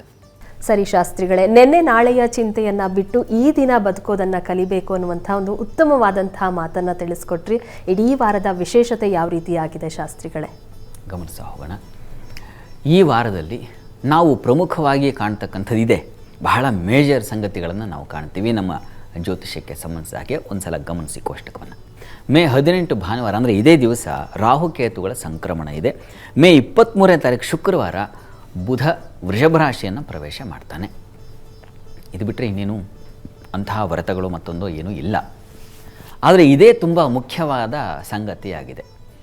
ರಾಹು ಕೇತುಗಳಿದ್ದಾರಲ್ಲ, ಅವರು ಕಾಡಿದಷ್ಟು ಅಥವಾ ಅವರಿಗೆ ಹೆದರದಷ್ಟು ಶನೈಶ್ಚರನನ್ನು ಬಿಟ್ಟರೆ ಮತ್ತೆ ನಾವು ಹೆದರೋದೆ ರಾಹುಕೇತುಗಳಿಗೆ. ಈ ಕಾಳಹಸ್ತಿಗಾಗಲಿ, ಕುಕ್ಕೆ ಸುಬ್ರಹ್ಮಣ್ಯಕ್ಕಾಗಲಿ, ಇಂತಹ ಸುಬ್ರಹ್ಮಣ್ಯ ಕ್ಷೇತ್ರಗಳಿಗಾಗಲಿ, ನಾಗಪ್ಪನಿಗಾಗಲಿ ಹೋಗದೇ ಇರೋ ಜನನೇ ಇಲ್ಲ ರೀ. ನೀವು ಯಾರ ಮನೆಯನ್ನು ಕೇಳಿ, ಇಲ್ಲ ನಾವು ಯಾರೋ ಹೇಳಿದ್ರು ನಾವು ಕುಕ್ಕೆಗೆ ಹೋಗಿ ಬಂದ್ವಿ, ಯಾರೋ ಹೇಳಿದ್ರು ನಾವು ಕಾಳಹಸ್ತಿಗೆ ಹೋಗಿ ಬಂದ್ವಿ, ಯಾರೋ ಹೇಳಿದ್ರು ನಾವು ರಾಹು ಶಾಂತಿ ಮಾಡ್ತೀವಿ, ಈ ಥರ ನೀವು ಯಾರು ಸಾಸಿವೆ ಇಲ್ಲದ ಮನೆ ಇಲ್ಲ ಅಂತಾರಲ್ಲ, ಆ ರೀತಿಯಲ್ಲಿ ಈ ರಾಹುಕೇತುಗಳ ಸಮಸ್ಯೆ ಇಲ್ಲದ ಮನೆಗಳು ಖಂಡಿತ ಇಲ್ಲ ಅಂತ ಅನಿಸುತ್ತೆ ನನಗೆ. ಅಂಥ ರಾಹುಕೇತುಗಳು ಯಾರಲ್ಲಿ ಭಯವನ್ನು ಹುಟ್ಟಾಕ್ಬಿಟ್ಟಿದ್ದಾವೋ ಅಂಥ ರಾಹುಕೇತುಗಳು ಈ ದಿವಸವೇ ಪರಿವರ್ತನೆ ಆಗ್ತಾ ಇದ್ದಾರೆ. ಮೀನರಾಶಿಯಲ್ಲಿದ್ದಂಥ ರಾಹು ಗುರುಕ್ಷೇತ್ರದಲ್ಲಿದ್ದ ಇಷ್ಟು ದಿವಸ ತುಂಬ ತೊಂದರೆ ಮಾಡಿಬಿಟ್ಟಿರ್ತಾನೆ ರಾಹು. ಎಲ್ಲ ರಾಶಿಯವರಿಗೂ ಒಂದಲ್ಲ ಒಂದು ರೀತಿಯಲ್ಲಿ ರಾಹುವಿನಿಂದಾಗಿ ತೊಂದರೆ ಉಂಟಾಗುತ್ತೆ. ರಾಹು ಸಾಮಾನ್ಯವಾಗಿ ನೋಡಿ ವಿಷ ಭಯವನ್ನು, ವ್ಯೂಹ ಭಯವನ್ನು, ದುರ್ಬಲತೆಯನ್ನು, ಆರೋಗ್ಯ ತೊಂದರೆಯನ್ನು ಉಂಟು ಮಾಡ್ತಕ್ಕಂಥವನು ರಾಹು. ಇಂಥ ರಾಹು ಮೀನರಾಶಿಯಲ್ಲಿ ಗುರುವಿನ ಕ್ಷೇತ್ರದಲ್ಲಿದ್ದಾಗ ಅದು ಜಲರಾಶಿ. ಜಲರಾಶಿಯಲ್ಲಿ ರಾಹು ಇದ್ದಾಗ ಯಾವ ರೀತಿ ವಿಷ ಹರಡುತ್ತೆ ಅನ್ನೋದು ಗೊತ್ತಾಗೋದಿಲ್ಲ. ನೀರು ಹೇಗೆ ಹರಿದು ಹೋಗುತ್ತೋ ಆ ರೀತಿಯಲ್ಲಿ ವಿಷ ಅನ್ನೋದು ಹರಿದು ಬಿಟ್ಟಿರುತ್ತೆ. ನಮಗೇ ಗೊತ್ತಾಗದೆ ತೊಡಕುಗಳು, ತೊಂದರೆಗಳು ಬಂದು ಎರಗಿಬಿಟ್ಟಿರುತ್ತೆ. ಅದಕ್ಕೆಲ್ಲ ಕಾರಣವಾಗಿದೆ. ಆದರೆ ಅದು ಅಂತ್ಯವಾಗುತ್ತೆ ಈ ದಿವಸ ಆ ರಾಹು ಅವರು ಏನು ಅಪ್ರದಕ್ಷಿಣೆ ಮಾಡ್ತಕ್ಕಂಥದ್ದು. ಹೀಗಾಗಿ ರಾಹು ಈಗ ಈ ಒಂದು ದಿವಸದಿಂದ ಕುಂಭರಾಶಿಯನ್ನು ಪ್ರವೇಶ ಮಾಡ್ತಾನೆ. ಕೇತು ಅಷ್ಟೇ, ಕನ್ಯಾ ರಾಶಿಯಲ್ಲಿದ್ದಂಥ ಕೇತು ಈಗ ಸಿಂಹರಾಶಿಯನ್ನು ಪ್ರವೇಶ ಮಾಡ್ತಾನೆ ಈ ದಿವಸ. ಇದು ತುಂಬ ಪ್ರಮುಖವಾದ ವಿಚಾರ. ಈ ಒಂದು ಸಂದರ್ಭದಲ್ಲಿ ಎಲ್ಲ ರಾಶಿಗಳವರು ಕೂಡ ಒಂದು ವಿಶೇಷವಾದ ಪರಿವರ್ತನೆಗಳಿರ್ತವೆ, ಪರಿಣಾಮಗಳಿರ್ತವೆ. ಅವುಗಳನ್ನು ನಾವು ಹಂತ ಹಂತವಾಗಿ ನಿಧಾನಗತಿಯಲ್ಲಿ ಗಮನಿಸ್ತಾ ಹೋಗಬೇಕು ಈ ದಿವಸ. ಇದನ್ನು ಏನು ಗೊತ್ತಾ, ಇದನ್ನು ನಾವು ಮನಸ್ಸಿನಲ್ಲಿ ತಗೊಂಡು ಏನೋ ಚಿಂತೆ ಮಾಡಿ ಮತ್ತೆ ನಾನೀಗ ಹೇಳಿದ್ನಲ್ಲ ವರ್ತಮಾನವನ್ನು ಕಳ್ಕೊಳ್ಳೋದಲ್ಲ, ಪ್ಲ್ಯಾನ್ ಮಾಡೋದು. ಹೇಗೆ ನಾನು ಹೀಗಿದೆಯಪ್ಪ ಪರಿಸ್ಥಿತಿ, ಇದೆಲ್ಲ ಜ್ಯೋತಿಷ್ಯ ಹೇಗೆ ಅಂದರೆ ಒಂದು ಬೆಳಕಿದ್ದ ಹಾಗೆ. ನಿಮ್ಮ ರಸ್ತೆಗೆ ಒಂದು ಬೆಳಕು ಬಿದ್ದರೆ ಆ ರಸ್ತೆಯಲ್ಲಿ ಏನಿದೆ ಅಂತ ನಿಮಗೆ ಗೊತ್ತಾಗುತ್ತೆ, ಹೆಜ್ಜೆ ಎಲ್ಲಿಡಬೇಕು ಅಂತ ಗೊತ್ತಾಗುತ್ತೆ ಅಲ್ವಾ. ಆ ರೀತಿಯಲ್ಲಿ ಈ ಗ್ರಹಗಳೆಲ್ಲ ಒಂದೊಂದು ಕಡೆಗೆ ಸಂಚಾರವಾದಾಗ ಯಾವುದೋ ಒಂದು ಭಾಗ ಕಪ್ಪಾಗುತ್ತೆ, ಯಾವುದೋ ಒಂದು ಭಾಗ ಬಿಳುಪಾಗುತ್ತೆ, ಅದು ಬೆಳಕಾಗುತ್ತೆ. ಎಲ್ಲಿ ಕತ್ತಲಿದೆಯೋ ಅದನ್ನು ದಾಟಿ ನಾವು ಬೆಳಕಿನಲ್ಲಿ ಹೆಜ್ಜೆ ಇಡ್ತಕ್ಕಂಥದ್ದನ್ನು ಸೂಚಿಸಲಿಕ್ಕೆ ಗ್ರಹಾಹ ನತು ಕರ್ಮ ಫಲದಾಯಕಾಹ, ಗ್ರಹಾಹ ಕರ್ಮ ಫಲಸೂಚಕಾಹ ಅಂತ ಒಂದು ಮಾತಿದೆ. ಗ್ರಹಗಳು ತಮ್ಮದೇ ಆದ ಒಂದು ವಿಷದ್ವೇಷ ಇವುಗಳನ್ನು ತುಂಬೋದಿಲ್ಲ. ಇವನು ನನಗೆ ಕೆಟ್ಟವನು, ಇವನು ನನ್ನ ಪಾಲಿಗೆ ಕೆಡುಕ, ನನಗೆ ಇವನು ದ್ವೇಷಿ ಅಂತ ಅವರೇ ಏನಾದರೂ ಪ್ರಾಬ್ಲಮ್ ಕೊಡೋಕ್ಕೆ ಶುರು ಮಾಡಿದ್ರೆ ನಾವು ಬದುಕಾದರೂ ಇರ್ತೀವೇನ್ರಿ? ನಮಗೆ ಉಸಿರಾಡೋಕ್ಕಾದರೂ ಆಗುತ್ತಾ? ಗ್ರಹಗಳಿಗೇನಾದರೂ ದ್ವೇಷ ಇದ್ದರೆ ನಮ್ಮ ಮೇಲೆ ಗಾಳಿಯಲ್ಲಿ ವಿಷ ಬಿಟ್ಬಿಡ್ತಾರೆ. ಆ ಥರ ಅವರೆಲ್ಲ ದೇವತೆಗಳಿಗಾಗಲಿ ಗ್ರಹಗಳಿಗೆ ಇಂಥ ಚಿಂತನೆಯೇ ಇಲ್ಲ. ವಸ್ತುತಃ ಏನು? ಗ್ರಹಾಹ ಕರ್ಮ ಫಲಸೂಚಕ, ನಾವೇ ಹೊತ್ಕೊಂಡ್ಬಂದಿದ್ದೀವಲ್ಲ ಸಂಚಿತ ಸಮ್ಯಕ್ ತುಂಬ ಚೆನ್ನಾಗಿ ಇಷ್ಟಪಟ್ಟು ಮಾಡಿದಂತಹ ಕರ್ಮಗಳು ಯಾವುದೋ ಇದೆಯಲ್ಲ ಅವುಗಳಿಗಾಗಿ ಪ್ರಾರಬ್ಧ ಈಗ ಬಂದಿರುತ್ತೆ. ಪ್ರಕರ್ಷೇಣ ಆರಬ್ಧ ಅಂತ ಈಗ ತಾನೇ ಶುರುವಾಗಿದೆ ನೋಡ್ಗುರು ಅಂತ ಅಂತೀವಲ್ಲ, ಆ ಥರ ಹಳೇದು ಬಾಕಿ ಇತ್ತಲ್ಲ ಅದನ್ನು ಈಗ ಗ್ರಹಗಳು ಸೂಚಿಸ್ತವೆ. ನೋಡಪ್ಪ, ನೀನು ಬಹಳ ಬಾಕಿ ಇಟ್ಕೊಂಡಿದ್ಯಾ, ಬ್ಯಾಲೆನ್ಸ್ ಈಗ ಕೊಡ್ತೀನಿ ನಿನಗೆ ಅಂತ ಅವು ಸೂಚಿಸ್ತವೆ. ಆ ಸಂದರ್ಭದಲ್ಲಿ ನಮಗೆ ಮಂಕಾಗುತ್ತೆ, ಎಲ್ಲೋ ಇಡಬೇಕಾದ ಹೆಜ್ಜೆ ಮತ್ತೆಲ್ಲೋ ಇಟ್ಟು ಥವಾರ್ ಅಂತ ಬಿದ್ದುಬಿಡ್ತೀವಿ. ಇದು ವಸ್ತುತಃ ನಮಗೆ ಆಗೋದು. ಹೀಗಾಗಿ ಈ ಗ್ರಹಗಳ ಬದಲಾವಣೆ ನೀವು ತಲೆ ಕೆಡಿಸ್ಕೊಳ್ಳದೆ ಎಲ್ಲಿ ಹೆಜ್ಜೆ ಇಡಬೇಕು ಅನ್ನೋದನ್ನು ನೋಡ್ಕೊಳ್ತಕ್ಕಂಥ ಒಂದು ದಾರಿಯನ್ನು ಸೂಚಿಸುತ್ತೆ ಈ ಭವಿಷ್ಯ. ಇದು ಮಾರ್ಗಸೂಚಿ ಇದು. ಹೀಗಾಗಿ ಈ ಕೇತುವಿನ ಬದಲಾವಣೆ ಸಿಂಹರಾಶಿಗೆ ಬಂದಾಗ ಸ್ವಲ್ಪ ತೊಡಕುಗಳು ಉಂಟಾಗುತ್ತೆ. ವಿಘ್ನಗಳಿಗೆ ಅಧಿಪತಿ ಅವನು ಕೇತು. ಯಾವ ಕೆಲಸ ಕೈ ಹಾಕಿದ್ರೂ ಅದಕ್ಕೊಂದು ತೊಡಕು, ತೊಂದರೆ ಅಥವಾ ಇನ್ನೇನೋ ಪೋಸ್ಟ್ಪೋನ್ ಆಗ್ತಕ್ಕಂಥದ್ದು ಈ ಥರದ್ದೆಲ್ಲ ಮಾಡ್ತಾನೆ. ಮತ್ತು ಆರೋಗ್ಯದಲ್ಲೂ ಸ್ವಲ್ಪ ಏರುಪೇರು ಉಂಟು ಮಾಡ್ತಾನೆ. ರಾಹುಕೇತುಗಳ ಸ್ವಭಾವವೇ ಅದು. ಅದು ಇಲ್ಲ ವಿಘ್ನ ಸೂಚಿಸುತ್ತೆ, ಇಲ್ಲ ವಿಘಟಕಾರಿಯಾಗಿರುತ್ತೆ. ಹೀಗಾಗಿ ಇವುಗಳಿಂದ ನಾವು ಹೊರಗೆ ಬರೋದು ಹೇಗೆ ಅಂದರೆ ಗ್ರಹಗಳ ಆರಾಧನೆ ಮೂಲಕ ದೊಡ್ಡ ಪ್ರಪಾತಕ್ಕೆ ಬೀಳೋ ಬದಲು ಒಂದು ಸಣ್ಣ ಗುಂಡಿಗೆ ಬಿದ್ದು ಚೇತರಿಸ್ಕೊಂಡೆ, ಪರವಾಗಿಲ್ಲ, ಯಾವುದು ಕೈ ಕಾಲು ಏನೋ ಮುರಿದಿಲ್ಲ, ಪರವಾಗಿಲ್ಲ, ನಡಿಲಿಕ್ಕೆ ಒಂದು ಸ್ವಲ್ಪ ಶಕ್ತಿ ಇದೆ, ಇಂಥದ್ದು ಒಂದು ಅನುಗ್ರಹ ಖಂಡಿತ ಸಿಗುತ್ತೆ. ಅದನ್ನು ಮಾಡಬೇಕು ಅನ್ನೋದನ್ನು ಈ ಹೊತ್ತಿನ ಗ್ರಹಸ್ಥಿತಿ ನಮಗೆ ಸೂಚಿಸ್ತಾ ಇದೆ. ಹೀಗಾಗಿ ಈ ವಾರದಲ್ಲಿ ಏನೇನು ಇದೆ ವಿಶೇಷಗಳು, ಅಂದರೆ ಇದರ ಪರಿಣಾಮ ಫಲಗಳು ಏನು, ಅದಕ್ಕೆ ಪರಿಹಾರ ಏನು, ಎಲ್ಲವನ್ನು ನಾವು ಗಮನಿಸ್ತಾ ಹೋಗೋಣ. ಮುಖ್ಯವಾದ ಸಂಗತಿ ಇಷ್ಟು ತಿಳ್ಕೊಳ್ಬೇಕಾಗಿತ್ತು ನಾವು. ಇದು ಪ್ರಾರಂಭವಾಗ್ತಾ ಇದೆಯಲ್ಲ, ಬದಲಾವಣೆ ಆಗ್ತಾ ಇದೆಯಲ್ಲ ಅಂತೆಲ್ಲ ನೀವು ಗಾಬರಿ ಕೂತಿದ್ರೆ ವರ್ತಮಾನವನ್ನು ಕಳ್ಕೊಳ್ತೀರ. ಗಾಬರಿ, ಭಯ ಇವುಗಳು ಬೇಡ. ಇದರ ಬದಲು ವಿವೇಚನೆ ಬೇಕು. ಅದಕ್ಕೇನು ಮಾಡಬೇಕು ನೋಡ್ತಾ ಹೋಗೋಣ. ಸರಿ ಶಾಸ್ತ್ರಿಗಳೇ, ಇಡೀ ವಾರದ ವಿಶೇಷತೆ ಬಗ್ಗೆ ತಿಳಿಸ್ಕೊಟ್ರಿ. ಈಗ 12 ರಾಶಿಗಳ ಫಲಾಫಲ ಇಡೀ ವಾರ ಯಾವ ರೀತಿಯಾಗಿದೆ ಅಂತ ತಿಳಿದುಕೊಳ್ಳೋ ಸಮಯ. ಮೊದಲ 3 ರಾಶಿಗಳ ಬಗ್ಗೆ ಮಾಹಿತಿ ತಿಳಿಸ್ಕೊಡೋದಾದರೆ ನೋಡೋಣ. ರಾಹು ಕೇತು ಬುಧಗಳ ಪರಿವರ್ತನೆ ಇದೆ, ಇದನ್ನಿಟ್ಟುಕೊಂಡು ಹೇಗಿದೆ ಗಮನಿಸ್ತಾ ಹೋಗೋಣ. ಬಹಳ ಪ್ರಮುಖವಾದ ವಿಚಾರ ಇದೆ ರಾಹುಕೇತುಗಳ ಬದಲಾವಣೆ, ಬುಧ ಪರಿವರ್ತನೆ, ಅದು ಇರಲಿ. ಇವುಗಳನ್ನು ಪ್ರಧಾನವಾಗಿ ಇಟ್ಕೊಂಡು ಇಡೀ ವಾರ ಹೇಗಿದೆ ನೋಡ್ತಾ ಹೋಗೋಣ. ಮೊದಲಿಗೆ ಮೇಷರಾಶಿ. ವಾರದ ಆದಿಯಲ್ಲಿ ವೃತ್ತಿಯಲ್ಲಿ ಅನುಕೂಲ, ವಿದೇಶ ವಹಿವಾಟಿನಲ್ಲಿ ಲಾಭ, ಅದು ರಾಹುವಿನ ಕಾರಣದಿಂದಾಗಿ. ಬುದ್ಧಿ ಎಡಿತನ, ಉದರ ಬಾಧೆ, ಸ್ತ್ರೀಯರಿಗೆ ನೋಡಿ ರೋಗ ಭಯ ಇದೆ. ಹೀಗಾಗಿ ಆರೋಗ್ಯದ ವಿಚಾರದ ಸ್ವಲ್ಪ ಹುಷಾರಾಗಿರಬೇಕು ಸ್ತ್ರೀಯರು, ಅದನ್ನು ಸೂಚಿಸ್ತಾ ಇದೆ. ಮುಖ್ಯವಾಗಿ ರಾಹು ಅಲ್ಲಿ ಕೇತು ಇವರ ಪರಿವರ್ತನೆ ಮೇಷರಾಶಿಯವರಿಗೆ ಉದರ ಬಾಧೆಯನ್ನು, ಬುದ್ಧಿ ಮಂಕುತನವನ್ನು ತಂದುಕೊಡುತ್ತೆ. ಆಲೋಚನಾ ಶಕ್ತಿ ಕಳ್ಕೊಳ್ತೀರ, ಇದು ಬಹಳ ಪ್ರಧಾನವಾದ ಅಂಶ. ಉಳಿದ ಹಾಗೆ ಲಾಭ ಬರ್ತಾ ಇದೆ, ವಿದೇಶ ವಹಿವಾಟಿನ ಅನುಕೂಲಗಳು ಅಥವಾ ಇನ್ಯಾವುದೋ ಸಂಪರ್ಕ ಏರ್ಪಾಡಾಗ್ತಕ್ಕಂಥದ್ದು ಇದೆಲ್ಲ ತುಂಬ ಚೆನ್ನಾಗಿದೆ, ಇಲ್ಲ ಅಂತಲ್ಲ. ಲಾಭವೂ ಇದೆ, ಆರೋಗ್ಯದ ಕಡೆ ಗಮನ ಕೊಡಬೇಕು ಅನ್ನೋದನ್ನು ಹೇಳ್ತಾ ಇದೆ ಬಹಳ ಪ್ರಮುಖವಾಗಿ. ವಾರದ ಅಂತ್ಯ ಭಾಗದಲ್ಲಿ ಗಮನಿಸ್ಕೊಂಡ್ರೆ ಮೇಷರಾಶಿಯವರಿಗೆ ನೋಡಿ ಅಲ್ಲಿ ಬುಧನ ಪರಿವರ್ತನೆ ಇದೆ. ಸ್ತ್ರೀಯರಿಗೆ ಹೆಚ್ಚಿನ ವ್ಯಯ ಸೂಚಿಸ್ತಾ ಇದೆ. ಆರೋಗ್ಯ ಬಾಧೆ ಸ್ವಲ್ಪ, ಅದೇ ಆರೋಗ್ಯದ ವಿಚಾರದ ಸ್ವಲ್ಪ ಹುಷಾರಾಗಿರಬೇಕು. ಹಣಕಾಸಿನ ವಿಚಾರದ ಸ್ವಲ್ಪ ತೊಂದರೆಗಳು ಬರ್ತದೆ, ಅದು ಮಾಂದಿ ಕಾರಣದಿಂದಾಗಿ ಸ್ವಲ್ಪ ಹಣಕಾಸಿನ ವ್ಯವಹಾರಗಳು ಸ್ವಲ್ಪ ಎಚ್ಚರವಾಗಿರಬೇಕಾಗುತ್ತೆ. ವೃತ್ತಿಯಲ್ಲಿ ಪರಿಶ್ರಮ, ಅಲದಾಟ ಇದೆ. ಆದರೆ ಮುಖ್ಯವಾಗಿ ರಾಹು ನಿಮ್ಮ ಪಾಲಿಗೆ ಉತ್ಕೃಷ್ಟವಾದ ಲಾಭ, ನಿರೀಕ್ಷೆ ಮಾಡದ ಲಾಭವನ್ನು ಅವನು ಹೇಗೆ ಕಣ್ಣಿಗೆ ಕಾಣದೆ ಅನೂಹ್ಯವಾಗಿ ಅಂದರೆ ಅಗೋಚರನಾಗಿದ್ದಾನೋ ಆ ರೀತಿಯಲ್ಲಿ ಹಣ ಅಂತೂ ಹರಿದು ಬರುತ್ತೆ, ಅದರಲ್ಲಿ ಏನು ಸಂಶಯ ಇಲ್ಲ.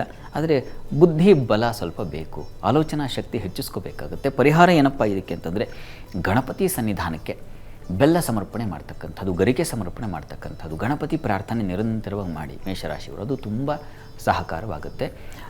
ಪ್ರಧಾನವಾಗಿ ನೀವು ಆರಾಧನೆ ಮಾಡಬೇಕಾಗಿರ್ತಕ್ಕಂಥದ್ದು ಗಣಪತಿಯನ್ನು. ಇನ್ನು ವೃಷಭ ರಾಶಿ ಗಮನಿಸೋಣ.